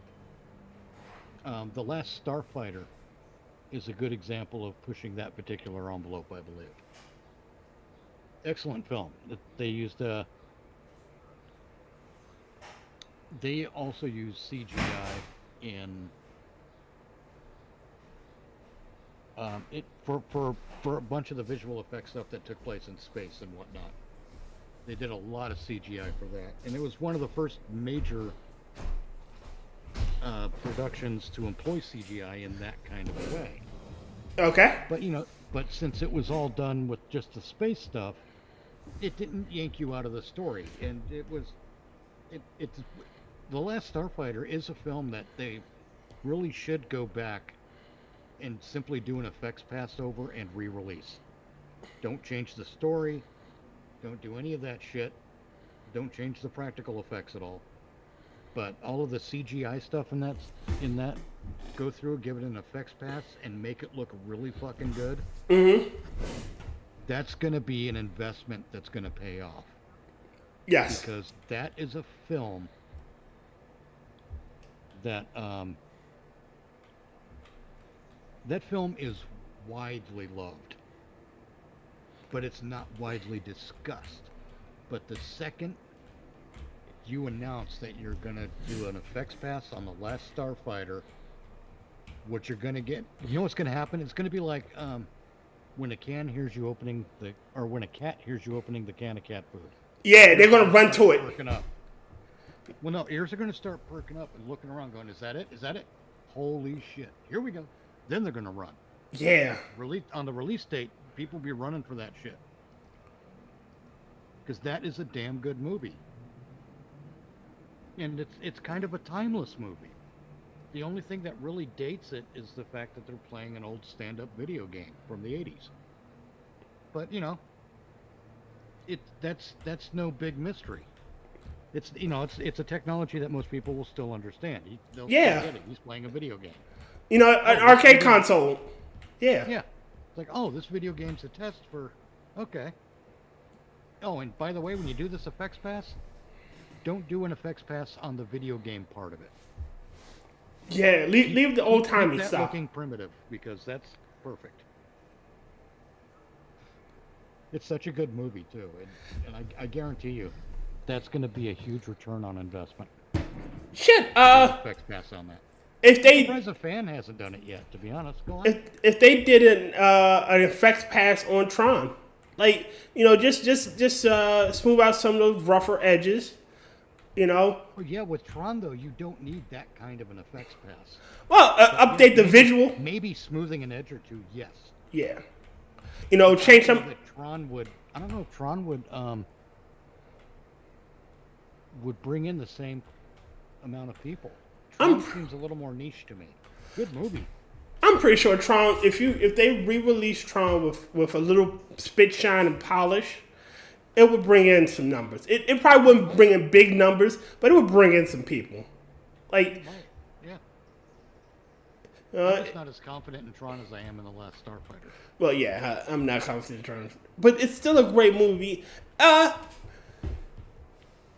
the audio quality of the movie. Yeah. It's not a re-release. It's a true remaster. All we doing is shining some rough edges, cutting some of that feedback down, altering some of the voice, the warbling in the voices.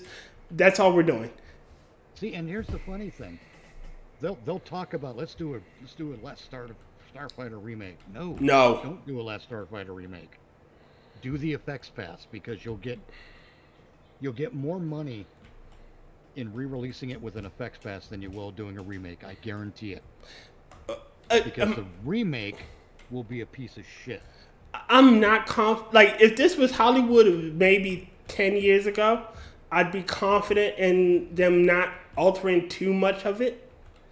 But it's Hollywood of today, and you would lose some of the essence.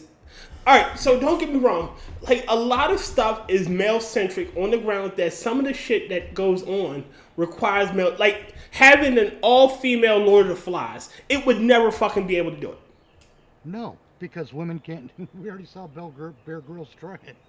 Yes, you know. Whoever that was, Survivor Man or whatever. Yes, and no, I don't think it was Les Stroud, but whatever. We already saw what happens when women are placed in that situation. And it doesn't make sense, especially with young females, because they don't have the level. And as a guy, I can say this: the level of savagery. Like, you know, we brass tacks. You know, we males will fight it out. Yes. Hit first, talk later. That's guys. And a lot of that is about the how man devolves in the absence of authority. Right.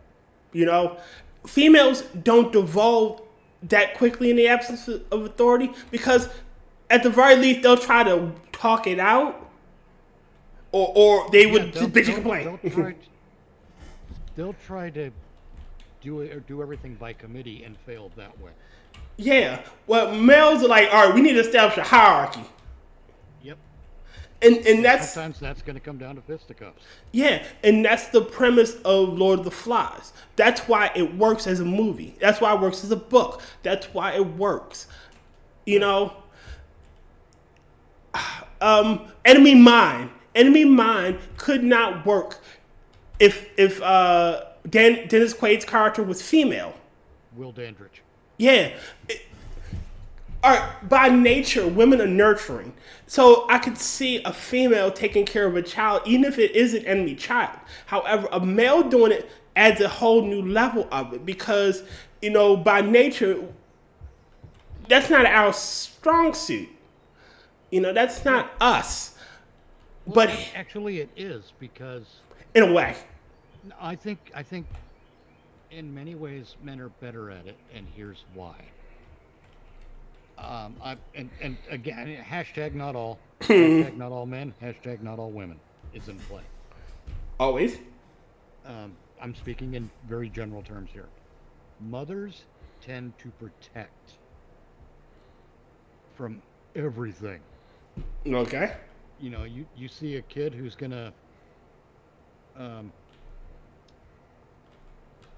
if a woman sees a kid who's about to put a car key into a light socket, and I'm using an extreme example of this, the woman will run bat out of hell to that kid, pull the key out of the kid's hand, pick up the kid, scoop him up, and make a big fuss of it and upset the kid, so everyone's now crying. The kid over being freaked out by his mother, and the mother because she imagined the worst. Yes. Now, what does a father do in that scenario? Let you put the key in the key socket.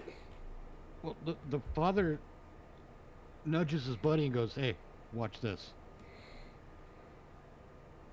And I think that's more valuable. And again, I'm using an extreme example with the key in the light socket because it's easily understood. Mm-hmm. Because that's probably not going to kill the kid. I mean, the kid would have to hold on for 8 years or so, you know, for a long time for that to actually kill him. But you by that point, you'd have got up like, all right, that's enough, you know. Yeah. Yeah, exactly. But the thing is, the fathers, I think, tend to let kids learn lessons about, you know, if the kid's putting a loaded gun to his head, the father's going to jump. Make no mistake. If it's something truly dangerous, yes. But if it's a cap gun, and the kid is about to learn a lesson in not firing a cap gun near his ear, the father's going to let the kid learn. Or touching the stove while it's hot. What did we learn? The father's going to be just as caring when it comes to consoling the kid and addressing the wound and things of that nature. But I think the child will learn more with the father in general. Again, I'm re-emphasizing that. In general, I'm talking.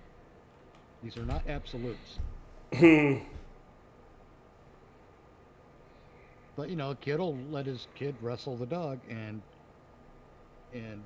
when the kid gets a little scratch because he took it too far and the dog had enough, the kid's crying, and dad's going to say, well, you pushed him too far. And the kid's going to learn not to do that. Right. You can't completely shelter a kid and have them learn things. It doesn't work that way. Because you know what's going to happen? Mother's going to tell the kid, don't push the dog that far. And then the second the mother is out of earshot or out of sight or out of the room or whatever, the kid's going to push the dog that far because that's what kids do. They test boundaries. But now he has the knowledge of, like, if I do that to the dog, that thing's going to bite me. It's going to hurt. Yeah. And I don't want that. So I'm not going to do that ever again, even with the dad not around. Right. And, one of the hardest things I imagine as a parent is to sit back and let the kid learn. I'm not saying you do it with a power saw, obviously. But I'm saying you have to discriminate between, is my interference going to teach the kid something, or is the kid's experience going to teach the kid something? I think it's... Which lesson will be learned? Which lesson will be taught more effectively?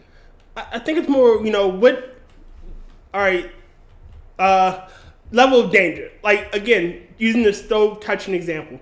If he touches the stove, you learn that it's hot. If I tell you the stove is hot, you're still going to want to touch it, Right. It's not going to kill the kid. The key in the socket probably won't kill the kid. But I'm pretty sure, like I said, the cap gun and a real gun, you're going to stop the real gun, but you're going to let him use the cap gun, Right. because he learns a lesson. You're not going to sit there and let him play with the power saw and go, what? Hey, Bob, watch what he does when we learn as he's bleeding to death. Right. Unless you're a really fucked up person. Exactly. I mean, here's another thing. A mom, in general, will not want to give the kid a pocket knife. A dad will be fine with it. You know why? Because dads know that when they were a kid with a pocket knife, they didn't think that they could just scroll all over the walls in the house with it. Mm-hmm. I didn't. I knew that's not what the pocket knife was for. No one had to tell me that. I mean, I'm not saying I didn't make stupid mistakes as a kid. I had a BB gun taken away from me for a good reason when I was a kid. Because I was being irresponsible with the damn thing. And that's another thing. Responsibility. Yeah. I'm not a father. So this isn't coming from a place of fatherhood. This is coming more of an observer from things I've learned from the male figures in my life. My grandfather was a big teacher. What did we learn? That was his key saying in my life. What did we learn? Yep. Well, we learned that it's hot. Okay, you want to do it again? No, it's fucking hot. Well, that's another thing is, I don't know if it's just me, and it very well might be, but I will never ask a kid, what did we learn? I'd be like, well, what did you learn from that? And the reason I'll do that is because I think the we is pretentious. But, again, that's just me. I don't know if that's... that's my interpretation of it. Someone else may interpret it differently. I don't know. Again, I'm probably misremembering, but I know my grandfather asked, "What did you learn? Or what did we learn? Or what lesson did you learn from this?" Like he that was his big thing. Did you do it? Yeah. Did it hurt? Yeah. Are you going to do it again? No. Exactly. It hurt. And sometimes, I've learned this. Sometimes children will react to a thing based on how you, the parent or the adult in the room, reacts to the thing. Yeah, Sometimes I've heard a kid that. won't cry if you don't have a fuss, make a big old fuss. Well, a kid burns their hand on the hot water, not even boiling water, just hot water, and they go ah, and you go what? Burn my hand in the water. I'm like, oh no. Okay. Does it still hurt? Yeah. Let's put it under some cold water. You know, and if I'm not running around like a chicken with my head cut off in a panic and calling 911 every 2 seconds, the kid's probably not going to have an unrealistic reaction. They'll be up and playing in no time. Yeah. You know, like sometimes when a baby's crying, I'll cry right back at them. and it just, the trick is to distract them from whatever it is that's putting them on. Okay. You know, that's something I've done before. I'd be like, nah, right back at them, and they'll stop and look at me because now they don't know what's happening. They're confused. Like, what's going on? But that's the attention getter, and then I'll be like, alabalulu, baza waka wee wee, poopy doo. And, you know, and I'm talking babies who haven't really got the language skills yet. Mm-hmm. But I do it in a way that I'm not doing it in an infantile manner. Mm-hmm. I'm doing it in more, you know, because as they get older, I'll alter it to be actual words. The important thing when they're that young is your tonal quality. You got to get in there and be like, hey, what's going on, fella? This is the kind of thing they respond to. If it's a smooth, mellow voice, you're probably going to be dealing with a smooth, mellow baby. Okay. But if you're a hypermaniac voice, why? You're going to deal with a hypermaniac baby. That baby's going to have a fit. That's why you shouldn't be screaming at babies. You should just be going in there like with this voice. It's the same with dogs. Mm-hmm. They respond to the way I've seen some women try to control dogs and some men try to control dogs. And it's not even a fair to delineate between men and women here. It's between the voices. If it's a high-pitched voice, that's the sound the prey makes when a dog bites. So that's going to get the dog more excited. Mm-hmm. When it's a lower voice that has a kind of a command to it, and a little bit of fierceness, you know, if you say to a dog, hey, Cut their chow. yeah, it gets their attention. They're like, okay, this guy might be the dude in charge. And you do get the same thing with small children. Because when they know that you're being serious and you have to do it with a command tone in your voice, they tend to back off of whatever nonsense they're up to. They tend to calm it down. Yeah. And that's the trick, is to get their attention. That's why you don't beat a child. You sometimes, yeah, you got to use an attention getter, and that attention getter is not a punishment, it's an attention getter. A punishment is something else that should never be physical. Okay. But an attention getter can be physical. And sometimes it just has to be a light tap on the back of the head. Hey, moron. Yes. Hey, dumbass. You know, and it again, it depends on the age of the child too. Because you Agreed. can escalate that up with the age of a child. A spanking isn't always, and I would say hardly ever, the best approach to take. Even though, I mean, that's a language everyone knows, certainly. Well, yeah. But you can't just hit a kid and expect them to understand.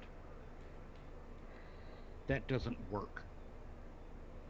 You have to get in there with some reason to explain things to a kid, and if you need to get the attention of a kid who's out of control, that's where the swat to the back of the head comes in. And it's never a closed fist, never anything like that, because that becomes abuse. Yes. And you have to be smart about how you do it. Hey, dumbass, what are you doing? And sometimes you don't get louder. You don't get louder with a kid. You smack them in the back of the head, or what are you doing? And if they continue, that's when you sort of grab them by the shirt, by the front, pull them in close, and do it slowly, because now you have to activate something different. You don't try to outshout them, because that doesn't work. Okay. But you pull them in slowly, you maintain eye contact, and you say, now you listen to me. And then you stop. You pause for a long time, because at this point, you notice I'm not raising my voice. Yes. I'm getting in close. And I'm still exerting authority and command. Now you listen to me. You know. And you pause again. Mm-hmm. Because you're not just letting these things sink in. You're changing the dynamic. You're changing the way they're thinking, because now they're scared, whereas before they weren't. Hey, They thought they can get away with something. But, Mm-hmm. but yeah, and even if you're like a grandparent or an uncle, and the kid's parents let them misbehave, or if it's one of your kids' friends, you just get in there close like this, like that. Now you listen to me. And once you're in there and you got their attention, you tell them, and you might be able to behave this way at home, but here, and you pause again, there are different rules, and we all have to obey them. Yes. And they will respect you, even if it's a problem child. Everyone wants to hit the problem kid. That's not always the solution. I mean, I always want to punch the bully. And I know that's not always the solution. My mom had that ability. Like, all my aunt's children were all not bad per se, mischievous around my mother. They didn't try that shit. Yeah. Because my mother did the same thing with one of her granddaughters. Because my brother raised his daughter to essentially pull out all of her toys all at once. Not all at once, but pull out one, get bored with it, then just pull out another. Mm-hmm. And when my mom would watch her at my mom's house, she wouldn't play that. She didn't. No, you can't pull one out until you put the first one back. Yeah. And my niece respected the rule. And that's how you got to do things. Mm-hmm. She knew she couldn't try that shit around grandma. Right. I mean, because my mom's a bit of an order, Or what? With her house, she's an order freak. She's She's obsessive compulsive. No. It's worse than that. She prefers to live in a museum. Ah. Everything is to be observed and not touched. Everything in its place. Yeah, a place for everything, and that's where it goes. Yes. If it's off by a millimeter, she'll stab you in the eyes. But my mom was also reasonable enough to know that when kids play, things get spread out a bit. So she, there was always enough room for my niece to play. And it worked. My mom wasn't unreasonable about it. That's the way she likes things. She likes everything to be museum quality in her home. Okay. And there are people like that. Me, I'm more utilitarian. It's like, does this have a purpose? No, let's get rid of it. It's out of here. Yeah. Those internet memes about single men living like this with nothing but a box to sit on? Yes. And a TV? That's yeah. Now, I'm not ashamed. It's also me too. Yep. I mean, I don't need 78 plants. I don't need a bunch of shit on the walls. I don't need to impress people that are never going to be in my house. Yeah. It's just me. I'm not. Yeah. I think that's one of the big differences between men and women. I mean, will I have a bookshelf with books on it? Yes. But they're going to be books that I actually read. Yes. They're not there for decoration. The fact Yes. that they serve a decorative and aesthetic purpose, well, that's a different story, isn't it? Mm-hmm. Welcome to the differences between men and women. I don't know. Make a lot of this stuff up as I go, but I also know a lot of women who think in the same terms that I do, so it's really not a man-woman thing. There's something else in play, and I don't even know what it's called. But anyhow, I'm at the end of my stream. I'm at the end of mine. See you, my friend. All right. Go ahead. You sign off first. I'll sign off. All right. Thank you. Ladies and gentlemen, if you go to the pinned comment in the chat or in the description, you will find 5 GoFundMes for my friends James Colley, Andrew Arreaga, Moonshock, The Hey Camel, and Maddy. There's all great people who are falling on hard times and could use your help. We will be back Saturday night for the midnight show, which will have Mitch Nemo on as our guest. So that's right. you forgot. You're gonna have to remind me again between now and. All right, I will. Because I'll forget. Well, I usually send out the teaser text, the teaser tweet Friday, so Right. So it'll be up. We will be back next Thursday. Me and Mitch playing more Star Trek Online. Hopefully they've added some more content. If not, we'll find something to do. Yep. To steal Mitch Nemo's words, if you like this content, please like, share, and subscribe. And thank you. All right, and broadcast.